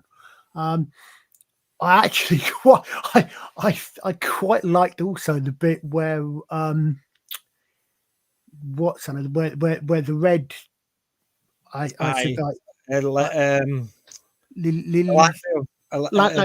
where she captured them talking, and she's obviously she's got her spies out there, and Moraine's not been as secretive as she thinks she has, and she's putting 2 and 2 together and connecting them. And Moraine just goes up and says, "I know about your bloke. Shut up, or I'll tell on you." Okay, that's interesting. So all of a sudden, this misandrous lesbian isn't. She's actually got a fella somewhere. But I thought, okay, I quite like that. What else did I said the landscape porn. I like a lot of the politics. I thought was interesting, but okay. So for a supposedly current year thing, you're kind of playing on the types of women being bitchy to each other, aren't you? And I'm thinking, okay, so this is you're setting up that there's obviously you're setting up that you've got this organization, the Aes Sedai, and you've got various Azures, chapters, whatever you care to call them, and they've got different specialities, and that's fine, that's good, that works. But then you're also then bringing in lots of politicking that are working against each other, which kind of, I don't know if it's a good thing or a bad thing story wise, because it's going to make them less effective. I did actually like was I thought a slightly different point on your point, PJ, about when you said about the multi-headed dragon and the rest of it, where what I got from that was she's saying that she's heard different versions in, I think I said 3,000 years, I think she said. Yes. 3,000 years it has been translated multiple different people. It's like history. How exactly. good is history if it's been translated in that? I did pick that one up. Yeah, I like that because I'm thinking, okay, so she's saying, but how can we be sure that that's what the prophecies were? How can we be sure? Because I like that, because they've been translated through. Mm-hmm. I mean, if you've, at the risk of being hopelessly shilling, if you saw the stream I did on FFSI about King Arthur, you've just got to look at how that's changed over 1,500 years. Never mind 3,000. I thought some of those things were actually really quite good. I quite liked some of those things. Yeah, and how things were changed because politics at the time. So you had some monastery writing a new verse because a monk wanted to actually highlight his area as being the ground zero for Merlin and stuff, and Arthur and stuff like that. Yeah, so I thought there were some quite interesting things. But again,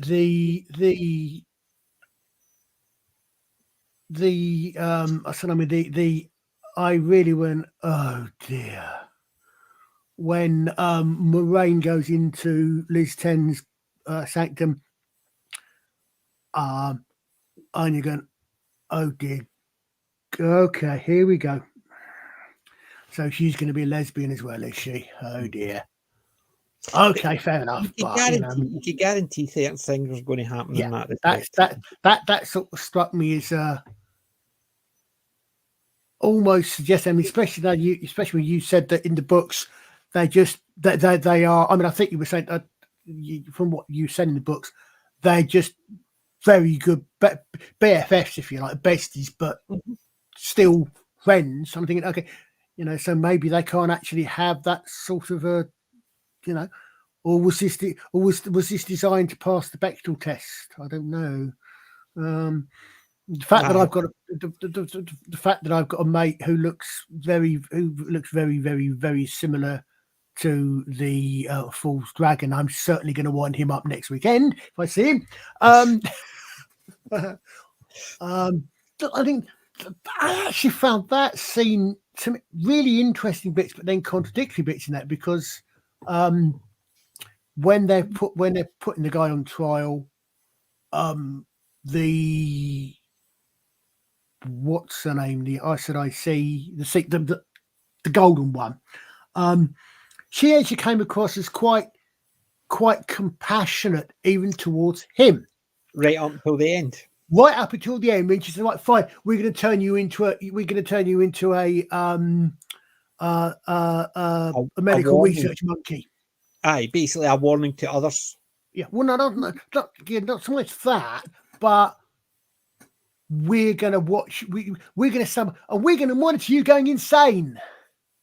Yeah, which is crazy, because once you're cut off from the source, you won't go any crazier. You're not going to touch the taint anymore. So you're as crazy as you're going to get. Yeah. Oh, that as well. Actually, yeah. I mean, if they cut that off, which made it didn't make sense within their concept, but the concept of this, that only men touching the same power as the women go crazy, but every time they touch it, they taint it. It's the reason it's like that is in the books. There's two halves of the same source. Yeah. Hence the reason why you've got the yin yang symbol. Well, I'm sure they said at some point that the source had been tainted by. Oh, they did right at the very beginning. They says because the men did it, it tainted any man who touches the source. And then the first bunch of Aes Sedai actually were tracking down a man, says every time you touch it, you that was guilty. Yeah.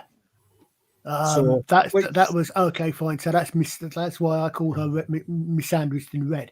Yeah, definitely. Yes. But I mean, I think if you, I can see what they're trying to say is that yes, okay, so the Dark One, Voldemort, Sauron, whatever, Sauron, whatever. Shaitan is it? Thank you. What? Yeah. Okay. The Dark One, the big bad, comes along, and men use their access, their type of magic to defeat him, but in doing so, their access to the magic gets tainted, and therefore, anytime a man tries to use it, that taint affects him. I think that's great. Okay, that's actually quite that's powerful. what they did in the books. They had the two halves. Yeah, I mean that's mostly it was the men who tried to block it, and as a counter stroke to getting blocked, he tainted the male half. Right. Yeah. Well, that's quite a powerful idea. Quite a powerful storyline that you're saying right from the fact that it was a masculine and a feminine. I'm surprised they're allowed to get away with that these days. But the thing is, that's a book which has been going for 35 years. But in this, they decided to get rid of it, and it's all one, just one. And I mean, even if they're saying that, even if they're saying that it's one source, it's the source that you tap to use magic, and that because of the actions of the male magic users 3,000 years ago in defeating the Dark One,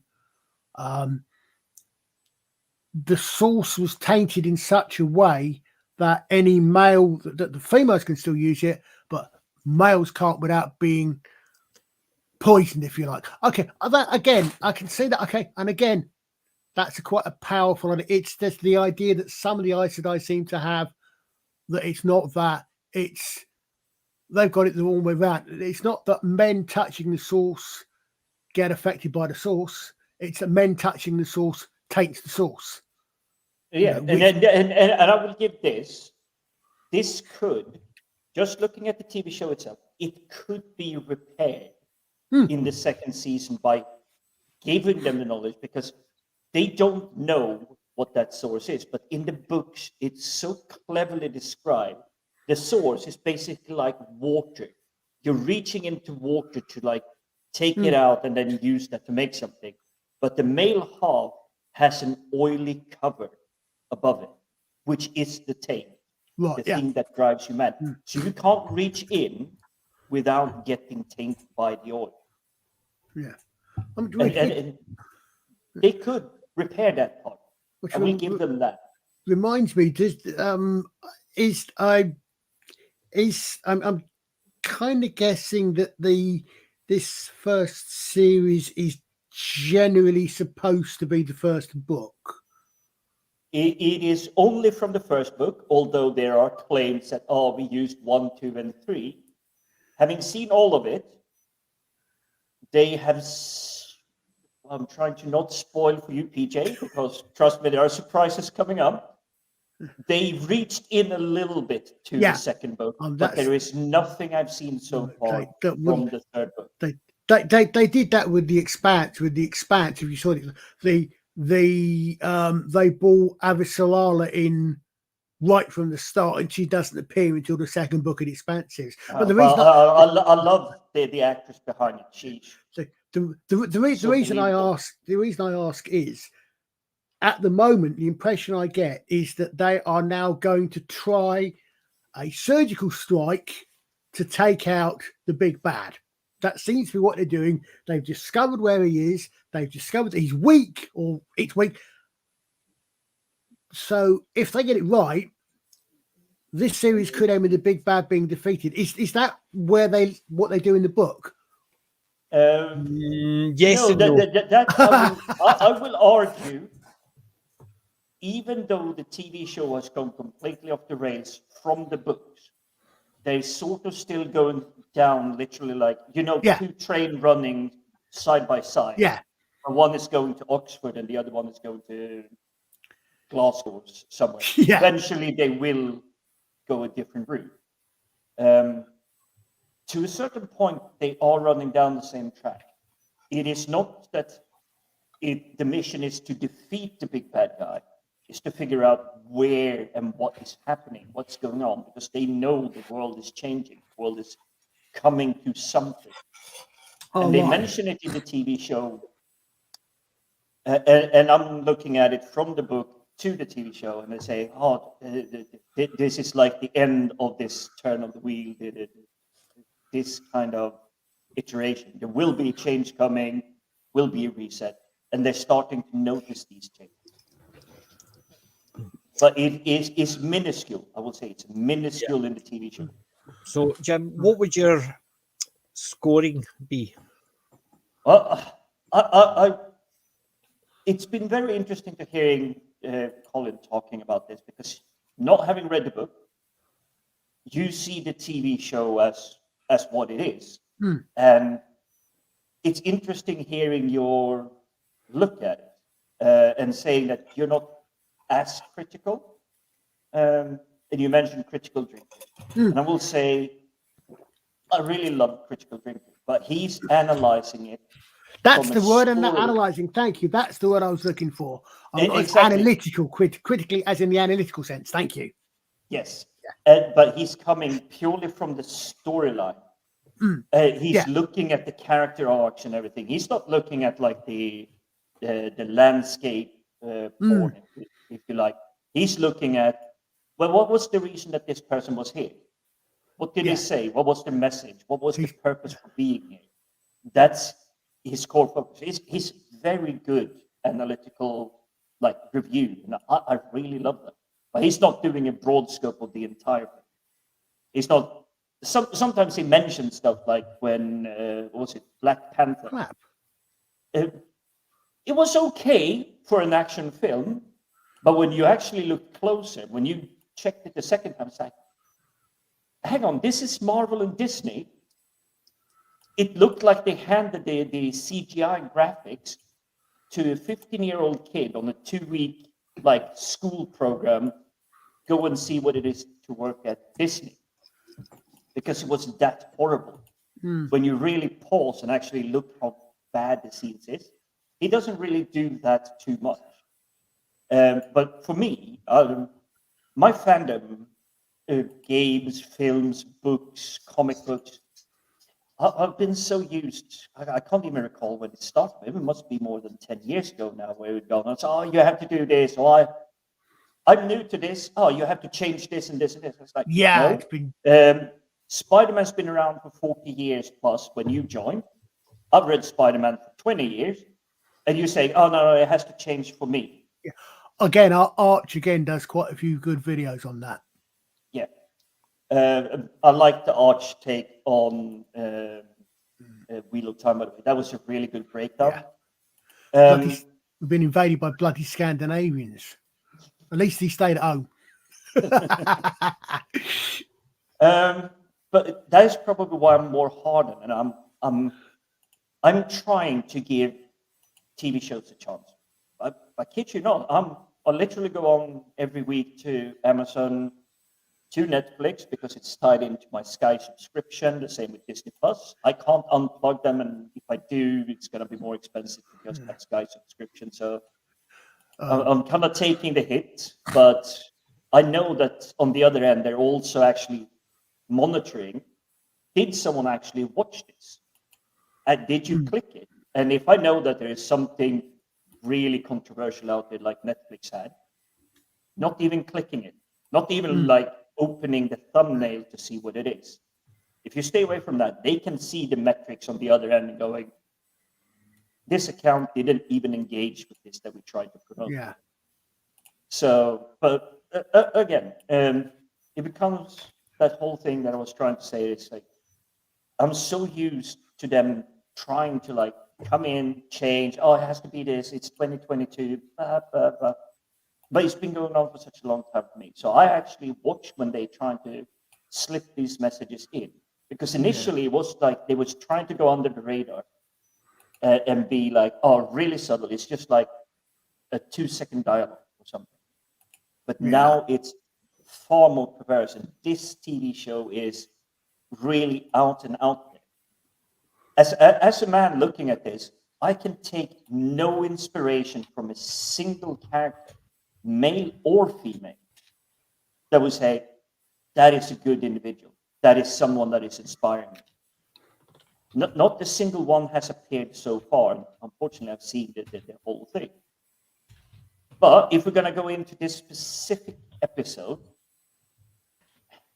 one of my biggest issues, well, it's one of the big ones, it's just the fact that they reused Shadow logo. They just gave it a paint cover.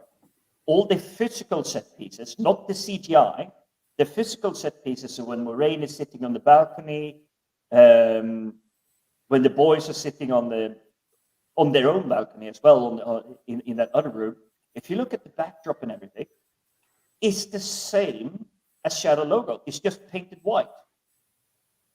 And they added some flowers and obviously people. But that's it. It's the exact same. So go back to episode 2, if you have the willpower and strength to do it. But you Luckily, you said that. I was about to tell you where to go to with going back to episode 2. But no, I know this because I dabble a little bit aside from working in IT. I wanted to learn, it was about 15 years ago, a little bit, how do you do visual effects? How do you do photograph composition? How do you add a background that isn't actually a background that is there? Plenty of tutorials. It's really fun to do, but you start paying attention to minor details and you start to see the seam lines where they actually just clonk something in, and you see where it breaks a little bit. They are getting better, and the computers are getting better at like AI fixing it, but you can still see where it's like, this is a fake background, or that is actually a physical prop. Yeah. You can still see it. Yeah. Someone I will give a props in this one is someone I've hated so far, and it's Leandrin. Just purely looking at the TV show alone, she's staying so true to her character. Yeah. And she's actually having a demeanor change coming into Tarvalon and in front of Damelin Sea. Yeah. She's still driving her path, but you can see that she's slightly humble. See, I actually thought the opposite, because it was almost like a spoiled kid. You shall be silent. She still is. But in terms of all the other ones, I would say they just like firm post standing on ground. This is their straight art. I actually saw a little bit of bend, almost like a willow tree or something. It was a little bit of bend. It was not that much, but again, I'm going TV show only, nothing to do with book. TV show only. There was a little bit of humbleness actually portrayed there. So I would say this is probably the best episode for the Leandrin character, because it's got a little bit to So what was your score?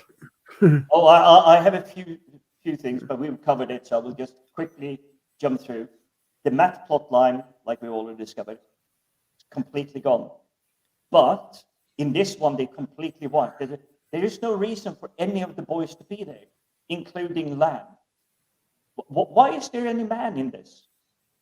They have no reason to be there. They're fumbling. They're useless. They got nothing to do. They're just hanging around in the background. They're just walking across the field to go to the next city. There's no reason to drive them to get there. And also, like I pointed out when we started this stream, the one thing we learned from this, the good moral lesson, it's good to trade sexual favors with your boss to get what you want. Because they portray this as a good thing. Moiraine is getting exactly what she wants for a quick nookie. I'm not sure I'd necessarily take that, but well, no, I looked. But yes, I see. But It's okay when it's the women that do it. They're okay with it. I think, amazingly enough, in current day, I think you are actually supposed to dislike Leandril. I think you're actually supposed to dislike a female character. And the books you're meant to dislike her as well. So the only difference is to give her a bit more character and a bit more And books weren't 2020, were they? That's what I mean.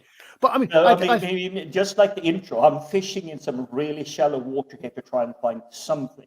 And Yeah. I will say that is one of the things that I saw that. I thought that at first, as you say, when they're all standing before. I don't know if it's just me, but or if it was the makeup and costuming, but I got the impression that Swan, whatever it is, whatever the last the thing, like, she seemed to me to be a lot younger when she was in council than when you saw her on her own. I don't know if it was just the makeup or the clothing or what, but because I'm thinking they're calling her mother, and I'm thinking, well, obviously that's an honorific title, but she looks extremely young to be calling her mother. But then you see her other scenes with her hair down. I don't know. I say differently clothed, and she does look older. So it may be just that. But I thought a little bit of character development with Lily Andrew more. I mean, she starts off, she's, as you say, she's a bit humble, but then she then turns around and sticks the barb straight into Moraine by saying about what she's been doing. But then I thought that little bit where Moraine actually gets exiled, I thought there was a little bit you could see in Leandril, the way the actress played it. There was a little bit you could see a little bit of almost of regret for what had happened, and because that she had obviously at one point been a very close, being a friends with Moraine, just in the way she looked at her just before she turned away and turned her back. But I will give my score, and I will say, standalone, I will give it a 4.5. We got a little bit more to play with. But because we're so far in, we literally have nothing to stand on. It's basically like trampling mud and trying to like stabilize something. But it is trying to at least lift a little bit. I have a feeling they may have brought in a couple of like side staff to help do something, but they're still working with nothing. Six episodes in, and still not a character I actually feel anything for. I mean, we covered it, Loyal, the Ogier. We had to cover for you that he's one of the builders. Yeah. He's part of the race that built Tarvalon. Oh, right. And you have no idea who Rand is, really. You know he carries a bow, and he's kind of a mopey teenager, even though he looks like he's getting closer to 30. Yeah. He's Xander, isn't he? He's the Xander of the piece. Exactly. And the girls that are supposed to be super, like, oh, cool, we're going to Tarvalon. They already know all the magic spells that they need to do. There's not going to be a story arc for them where they learn, where they study, where they have to figure things out. So, to this point, episode 6, and I'm not talking about the other two because I've already seen them. I'm consciously keeping them out of it. We had 5 empty vessels and a political entity, if you like, which is the Aes Sedai. Yeah. With some manservant guardians carrying swords, not so much wielding them. Yeah. That's where we are. But as a standalone, trying to do something, I will give it a 4.5. It's not at the point where I will ever rewatch it because that is a minimum 5. Right. So a 4.5 and a 4.5. So roughly about the same. Right. So my turn. You're not allowed to go into we need Eye of the Tiger kind of things. Right. You're not allowed to go into negative figures. No. This one's going to get a positive figure for a couple of things. All right. I'm going to give this 2 out of 10 for 2 reasons, but I'll leave them to the end. There's a lot in this episode I thought made it worse. They did a bit. It's sort of carries over from last episode as well. Right. So far, the fact is they mentioned the 5-headed dragon. Right. However, 3 of them, maybe 4 of them, they've given you a hint of it. So you had Nynaeve with the brilliant sparkly light and healing everybody, because Leandrin actually says she was so powerful when she healed us all. So she basically didn't just heal land; she healed everybody in that glow of light. So there was, she might be the dragon because you saw how powerful she was. And then Perrin, he was a wolf because Moiraine says, don't tell anybody, because not even my sisters, because they'll think that's to do with the Dark One and they'll gentle him. So basically there's a says he might be the dragon because of the wolf thing, but that's evil, so don't tell anybody. And then you've got Matt. Oh, he's got that. Everybody thinks he's the dragon, so don't tell anybody because that's evil. So far out of 3 of them, 2 of them are evil, the 2 men, and 1 heals people and is very good. One of the girls. Nynaeve with Egwene with a wee bit of flame shows that she's going to be an Aes Sedai, so she's going to be good because she's so caring for Perrin. And then the only one that's left, believe it or not, is the one in the book who is a dragon, who's a non-entity. The sword means nothing. Nobody thinks of him as the dragon. He doesn't even think of himself because of things that are happening. He's a non-entity. The one in the book who's the dragon is the least explored. All the other ones who are all the heads of the dragon, according to this, are basically, 2 of them are evil, probably. 1 of them is so good, it's eerie. The fact that they've actually mentioned the multiple head of the dragon, Hail Hydra, is Egwene and Nynaeve are both going to be the dragon. And that's what my thing. I always thought it was going to be Nynaeve. Initially, before I even saw first episode, I thought it was going to be Egwene, just the way they were talking. Then as soon as I watched it, I thought Nynaeve is going to be the dragon. Now they've mentioned the multi and the 2 males who are evil.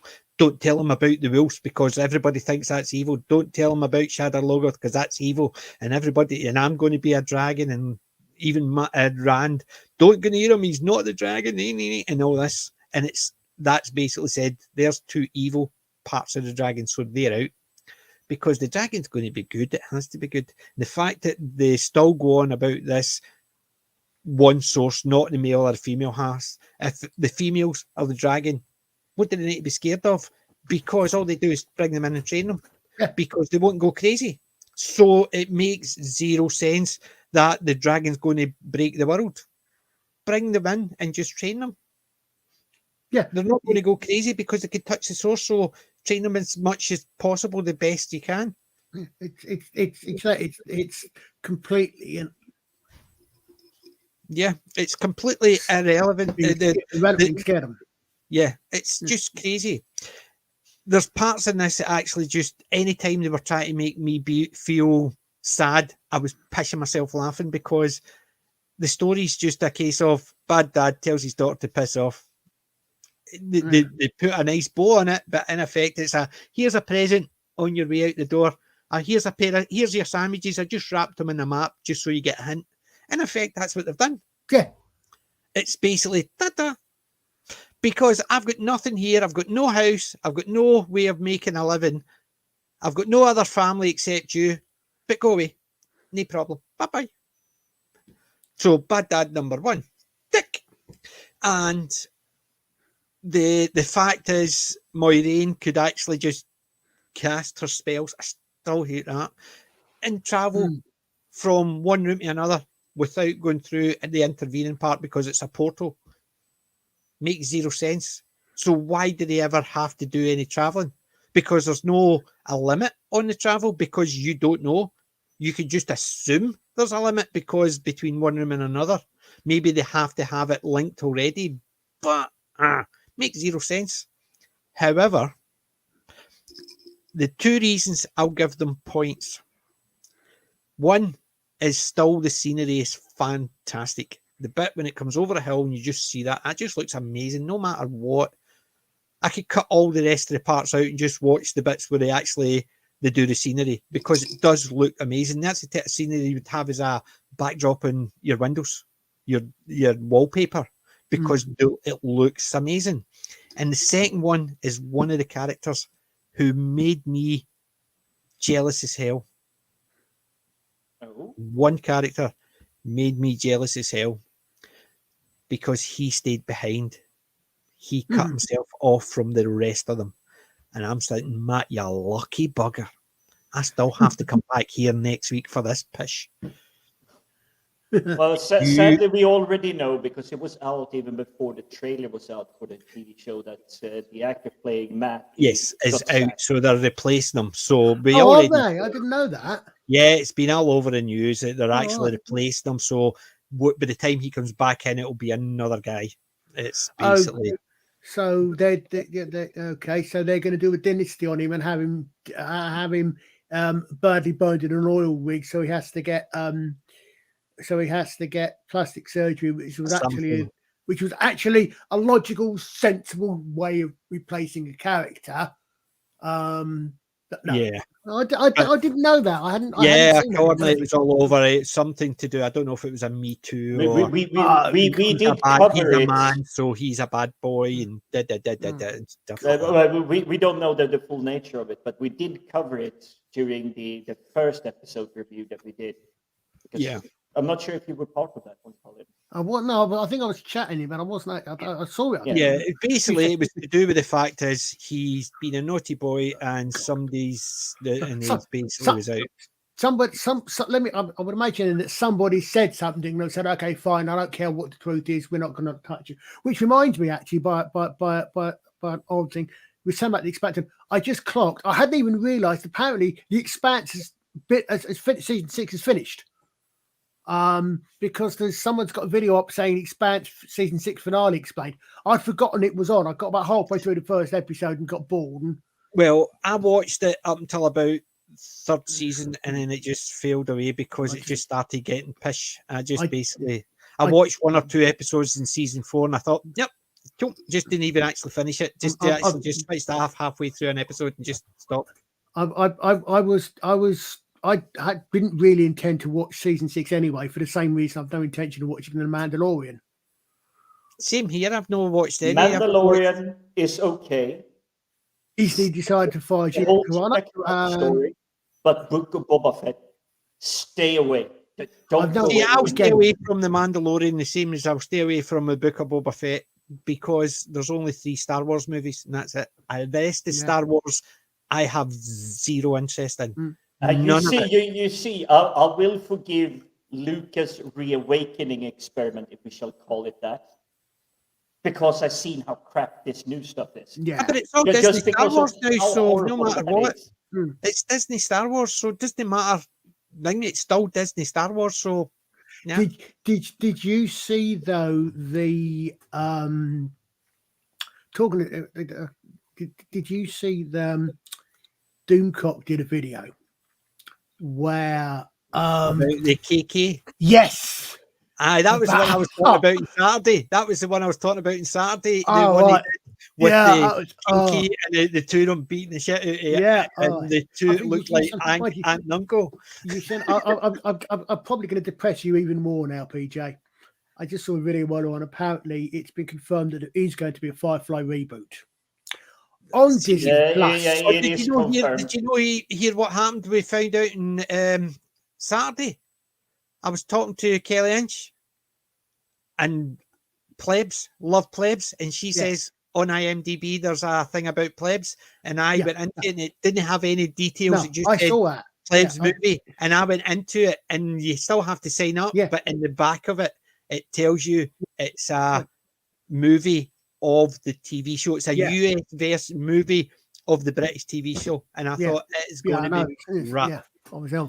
But I mean, because they said this about reboots, but they said about something about rebooting. Because I said, I mean, my biggest problem with the Babylon 5 reboot is that it's supposed to be on CW or CW, but apparently, so I say someone was saying they think about the possible Firefly reboot have been raised here and there, but then when I saw this confirmed Firefly reboot for Disney Plus, I thought, oh shit. Well, good thing is, like that, I'll stick to the classics, and I will be a leaf in the wind and stick to the classics. Yeah. I mean, I will with that with B5 and Doctor Who. Cheers, Cam. Have a good day. Definitely, you too. We'll be finishing shortly, but thank you very much for staying for this long. Yeah, PJ says subtly.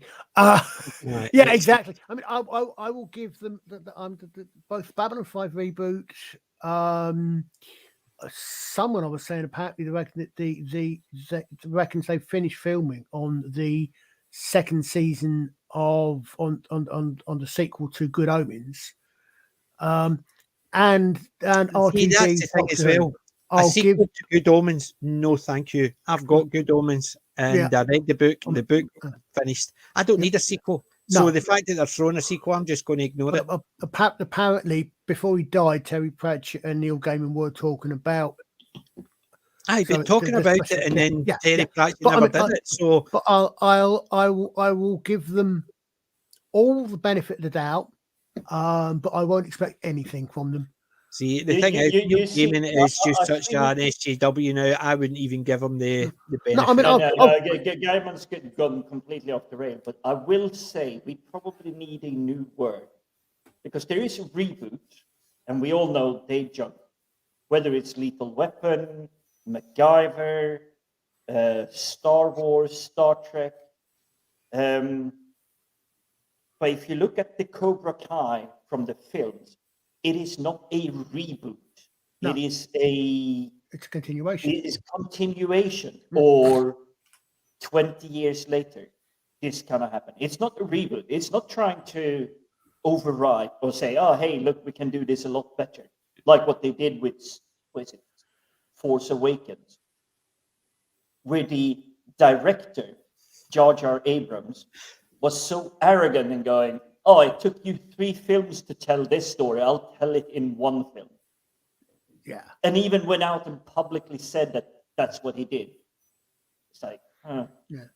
I mean, I will, as I said, I mean, because I like the originals, and in all 3 cases, in Babylon 5, in Good Omens, and pretty much in especially for modern day in Doctor Who, in all 3 cases, the original creators, or at least in Gaiman's case, one of them, is involved. So I will wait and see. I'm not going to just say, okay. I'm not expecting anything from them, but I will wait and see. I mean, the interesting thing for me with Good Omens, in fact, is having reviewed this is one thing in Good Omens which actually irritates me a bit now that I hadn't clocked before, is that they burn Agnes Nutter, and we didn't burn witches in this country. We hung them. But at the end of it, I see. I understand where they're going with that, and it's because it's a trope. Well, not only that, but it's a bit difficult to blow up barrels of gunpowder if you're being hung. It would only work if they're burning. So that's I mean that's clear. But when it comes to that, there are good ways to portray a stereotype or a trope. You can do it really well, and even complementary to what that trope is supposed to be. Or you can just like put it up front. It's kind of like when I left Facebook years and years ago. I still have the account, but I never go on. But you know the memes that pops up. They're trying to say a quick message. That's literally how they treat stereotypes today. Mm. They don't give them a little bit of reason to why they're the stereotype. Yeah. Mm. Whereas you can do that. Yeah. And I think Cobra Kai, and sorry, I'm still buzzing. It's been 2 weeks since finish the fourth season. Right. I'm still buzzing because it gave me such a good feed. Right. I've got a question for both of you. Instead of the word reboot, when you're talking about a crappy reimagining, shall we say, of a classic program, what word would you use? What word would you use in its stead? So instead of saying if you've got a reboot, if they say Cobra Kai is a reboot, which is a soft reboot, if not a continuation, but when they're talking about reboots, they're like Firefly, Babylon 5, reboots. So what would you call those? Ones that you know are going to be crap. Copy paste. Eh? Copy paste, but with bad writing. So well, I'm not sure if you work in IT, Colin, but I know PJ does, and you had to copy a huge amount of text. Yeah. And then you tried to move it over to the other document, but the memory wasn't enough, so we kind of got them broken at the end, so it didn't carry. Never had that. Message. Yeah, but yeah. Yeah, my IT isn't working in, but use. But I would say 23rd generation photocopy or clone. In other words, you did a photocopy, the next photocopy of the photocopy, photocopy of a photocopy of a photocopy of a photocopy of a photocopy, or a clone of a clone of a clone of a clone of a clone. Basically, the Asgard. Yeah. You beat me to it. I was just going to say that's the reason the Asgards are falling out, out of the story, because that is, by the way, a really clever way of telling a story. Because when the Asgard comes into the Stargate universe, they're super powerful. They have Thor's hammer, the battle cruisers, everything. They can kick any of these bad guys' butt. Doesn't matter if it's the main bad guy or just a bad guy. They have the technology, the teleporters, the beams, and everything. That's obviously too overpowered that early in the TV show because they want to carry it on. So they have to have a reason to fold them out. And that's a really good way of doing it.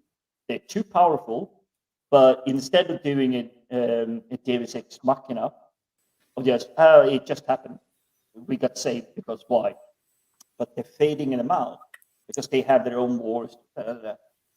That's clever, creative writing, which makes it so good. Yeah.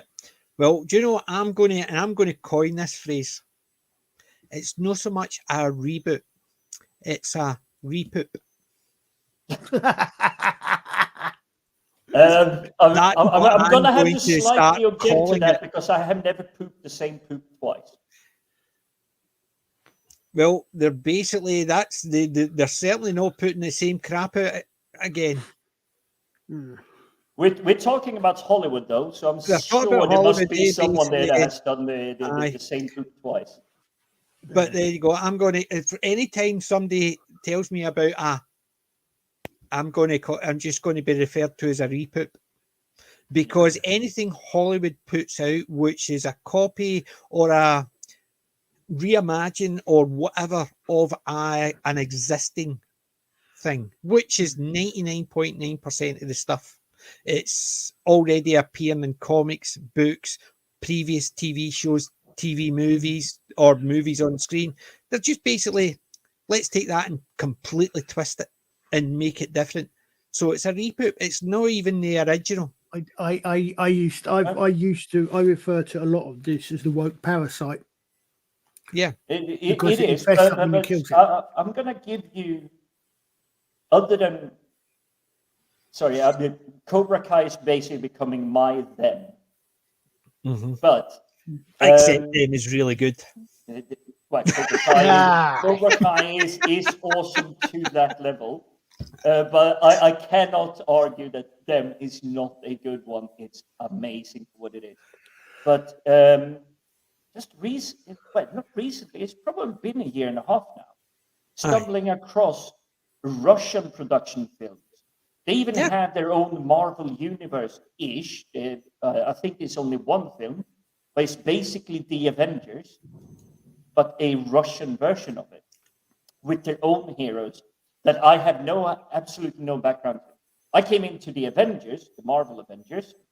I knew who Iron Man was. I knew Hulk. I knew Captain America. I knew all of them long before that came out. And then I see this Russian film, which I keep getting the name of, and suddenly it's like, wow, good action, big blockbuster, everything.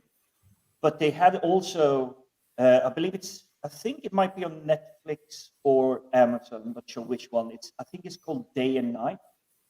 And it's basically a vampire film in the veins of Underworld with Kate Beckinsale.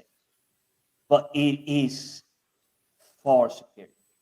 And then you have the Korean films and TV shows popping up, like Squid Game. But there is others. There is, as ridiculous as the physics and the science and everything is, the sun is dying. So therefore, we put massive engines on planet Earth, and we're going to launch it into another solar system. Action film story, fantastic, over the top, but just thoroughly enjoyable.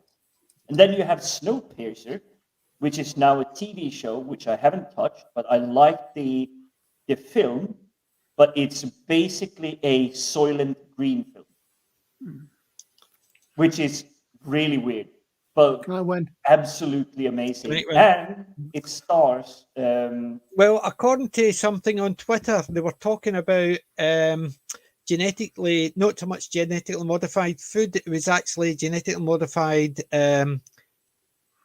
spray over food was found to have human DNA in it.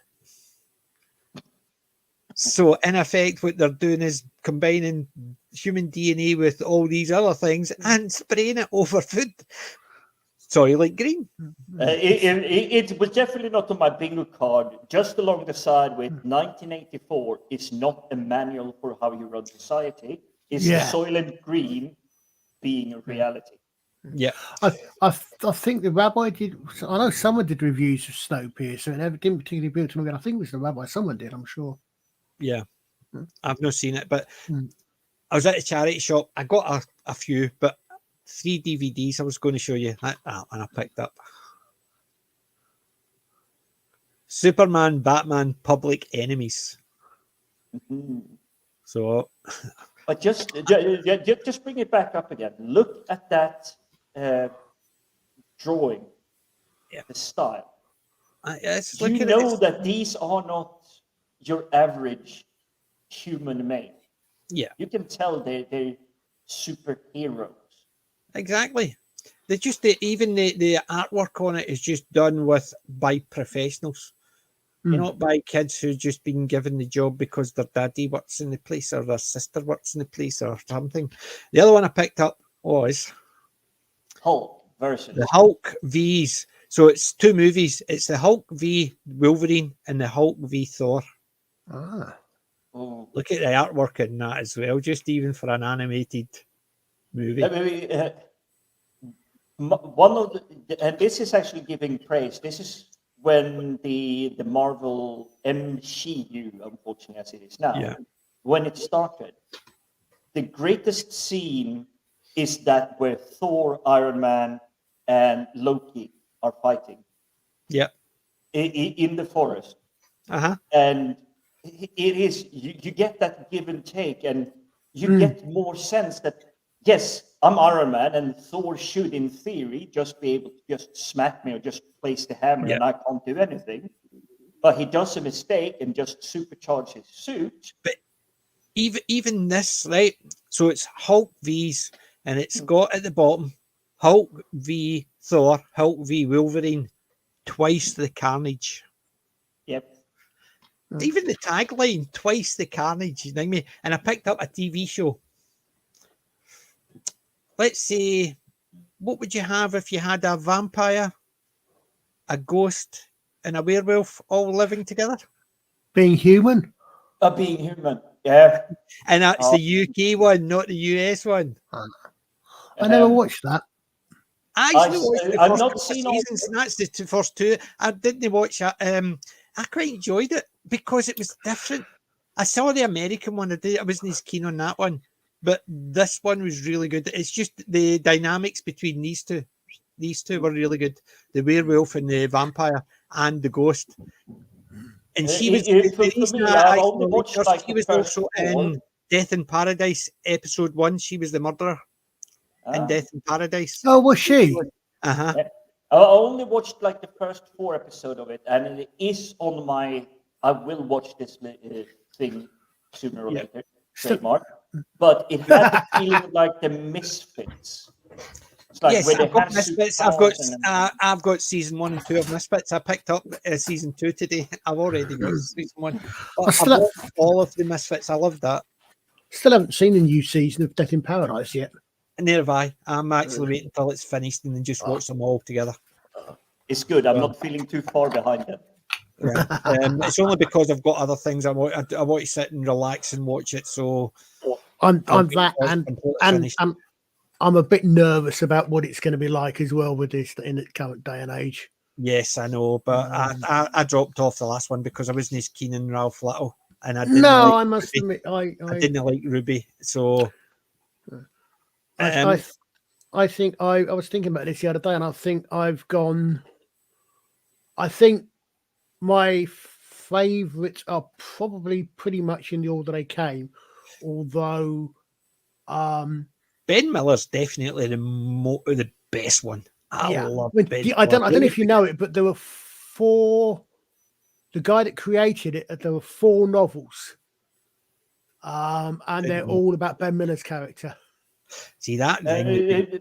Sorry to jump in here. I know I've not seen all of it, but wasn't Damian Lewis one of them that played the detective on the island?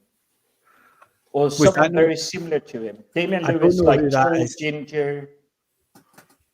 No, the one it played, it was Ben Miller. Then it was Chris Marshall, Ardlo Hanlon, and Ralph Little. Yeah. So which is the one that is, I know it isn't intentionally cosmetic, because he said he was constantly soaking because he was so hot, he was struggling with the climate. And he's always looking like he's wiping his. That was probably Ben Miller, not Lacey, because he wore a suit and tie. He had to wear a suit all the time. Yeah, that's the one. And I kind of like I could feel the misery because I relate, because I grew up so far north. Even here, it's 7 degrees here, south of London. I'm actually feeling hot.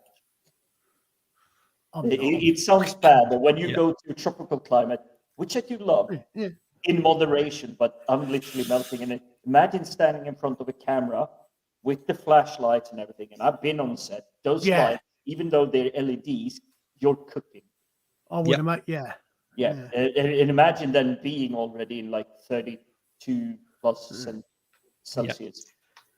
So I can't imagine actually. I would love to imagine living in that type of climate, but I can't imagine it. No. So guys, between the 3 of us, it was a 4 to 5, a 4.5, and a 2. I actually got better results than last week's episode. And the only reason I gave it 2 is because Matt left, lucky bugger, and the scenery again. So is that the character actually not going to be back in again until I don't know, but it's just because he basically sat and watched the door shut. I thought, lucky bugger.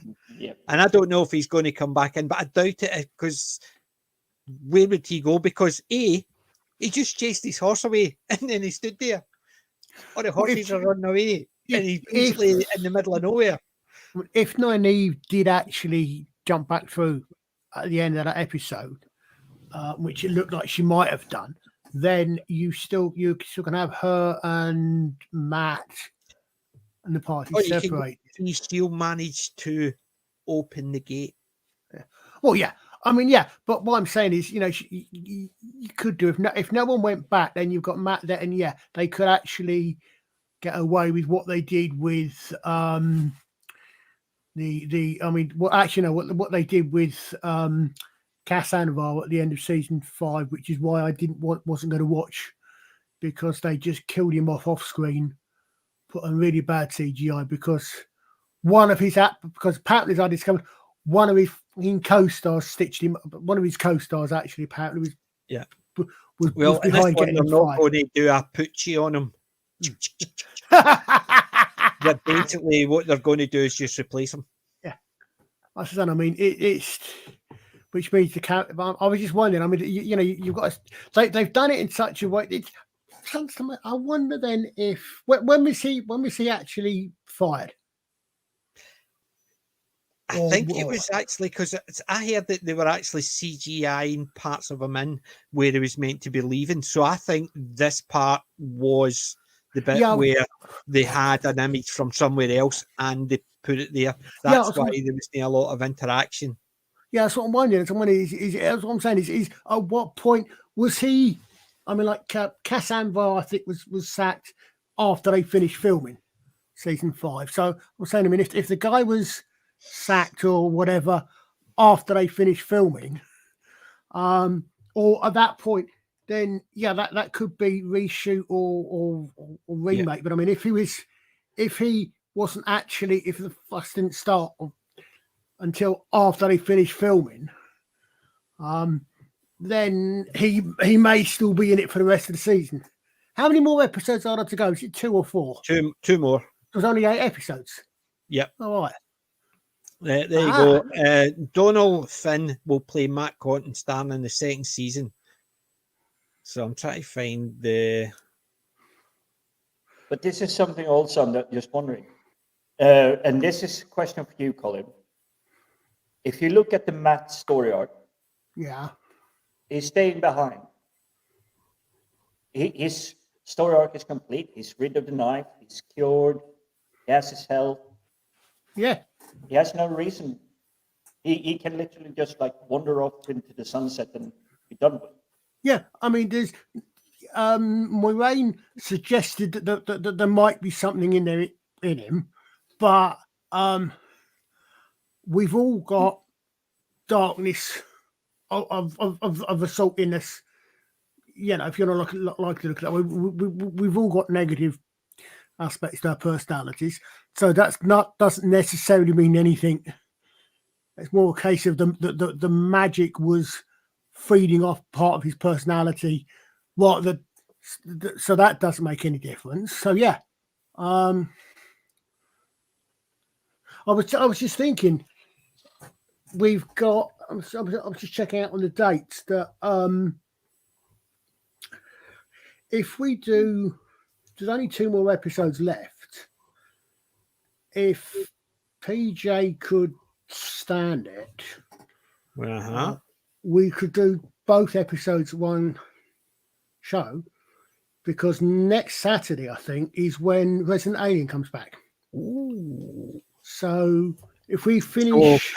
put me through 2 episodes in one day. We could, but I will strongly caution against it. Okay, I'm thinking we can, but if we decide on it now, you literally have to start watching them as soon as possible, because boy, are they drawn out.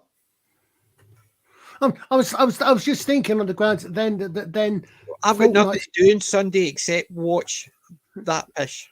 I'm saying, because then fortnight's time we could then start doing, or you, if you want to drag me in as well, start doing Resident Alien. We have two episodes to catch up with. Yeah, because we do. Because I've seen all of it, I would definitely. I do enjoy this company, but I definitely like. Can we please just ship down the river and get past it? I will give the caution.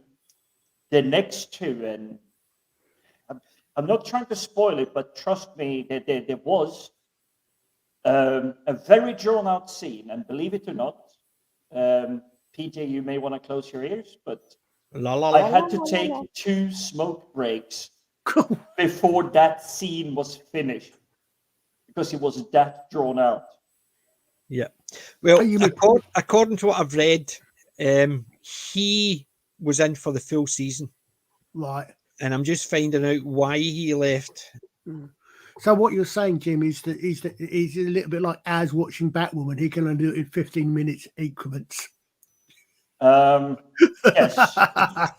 See, the thing is, So I've stopped smoking, so I don't need a break anymore. that I was just trying to power through. It was like I'm just sitting and it's like, yes, it is happening. Come on, okay. I'm going for a smoke. It was literally that, and I actually didn't pause. I actually went out for a smoke. Okay, it's literally like 3 steps out to the balcony, but I went out for a smoke and then smoke. If you smoke quickly, it's about 2.5 minutes. I didn't pause, and I came back in, and it was like, oh, they're still doing that. Oh, they're a little bit closer now. Yeah, okay. So they might have shifted the scene. You just missed it. Yeah. Yeah. Well, what we'll do is nothing, for because I next actually week did go we back will and just- watch 7 and 8. Okay. We'll finish it off. I'll see if I survive. If I am, I'll be here at 8 o'clock Sunday. Brace yourself and bring your heart medication because you will need it.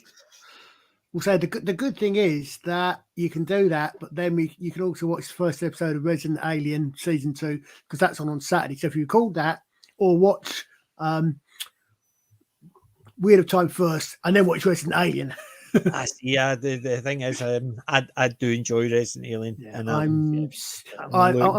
I'm seriously hoping it's okay because unfortunately I did hear that apparently that despite the first season of Superman and Lois being good, the first episode of season 2 apparently was quite surprise. I didn't really watch. I watched about 4 episodes of Superman and Lois. I think I watched the first 4 or 5, I think, because I thought I quite enjoyed it. It was good. I mean, there was some. I mean, my let's put it this way: my biggest complaint was that the actress playing Lana Lang wasn't redhead, right?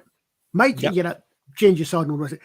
But because I knew it had gone on hiatus, I didn't bother watching the 5th one. Then one of them came back.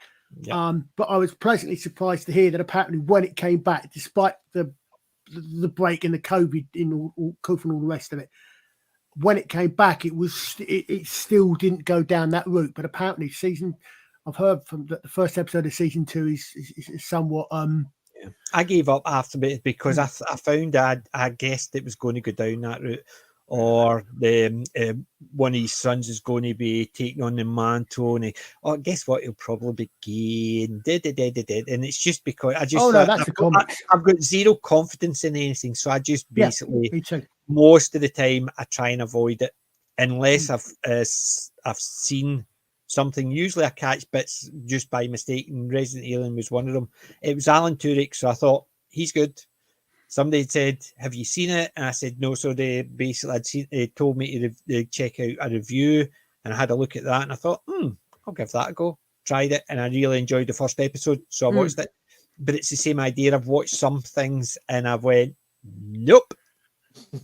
So, but I will give this credit to you, Colin, because we did talk a lot about bows and everything through this. So to cleanse my palate for the fact that I had to rewatch this episode I've already seen, I am going to go and cleanse my palate when we finally sign off. And it's either going to be Robin Hood, Prince of Thieves, or Men in Tights. Men in Tights. Men in Tights every time. There's a great bit in which I didn't remember. Someone for some reason dragged out a little while ago in Prince of Thieves, where Alan Rickman he's got sort of goes to the servant, which he says, my quarter's 10:30. Turns up says, my quarter's 15 minutes later, Thanks for a second. Bring a friend. Yeah. Well, as soon as I'm finished here, I'm going to my kit. I've got work again in the morning. I need to be up early again. It's getting terrible having to get up early. I'm being allowed a sleep in because they called me yesterday and I had to do some work because no one. Gentlemen, all I can say is we've got a load of people coming in tomorrow to go to. I've got a load of stuff to do tomorrow morning before people come in. So, ladies and gentlemen, thank you again for sticking with us. Hope you've hit that like, the subscribe, and ring the notification bell, which I keep forgetting to say. Like one to ring that little so you know when new shows. Oh, sorry, I'm channeling someone else there. So, Colin, Jim, thank you again for joining us. And next Sunday, we will continue with with episode 7 and 8 to finish this off. I am so happy I've already seen them. I Yes. do not envy the tasks you have ahead of you. I would rather let you climb Mount Everest than do what you set yourself to do. So, ladies and gents, thank you again for joining us. And remember, I'm not old, I'm classic. PG may be out. Ta-ra, guys.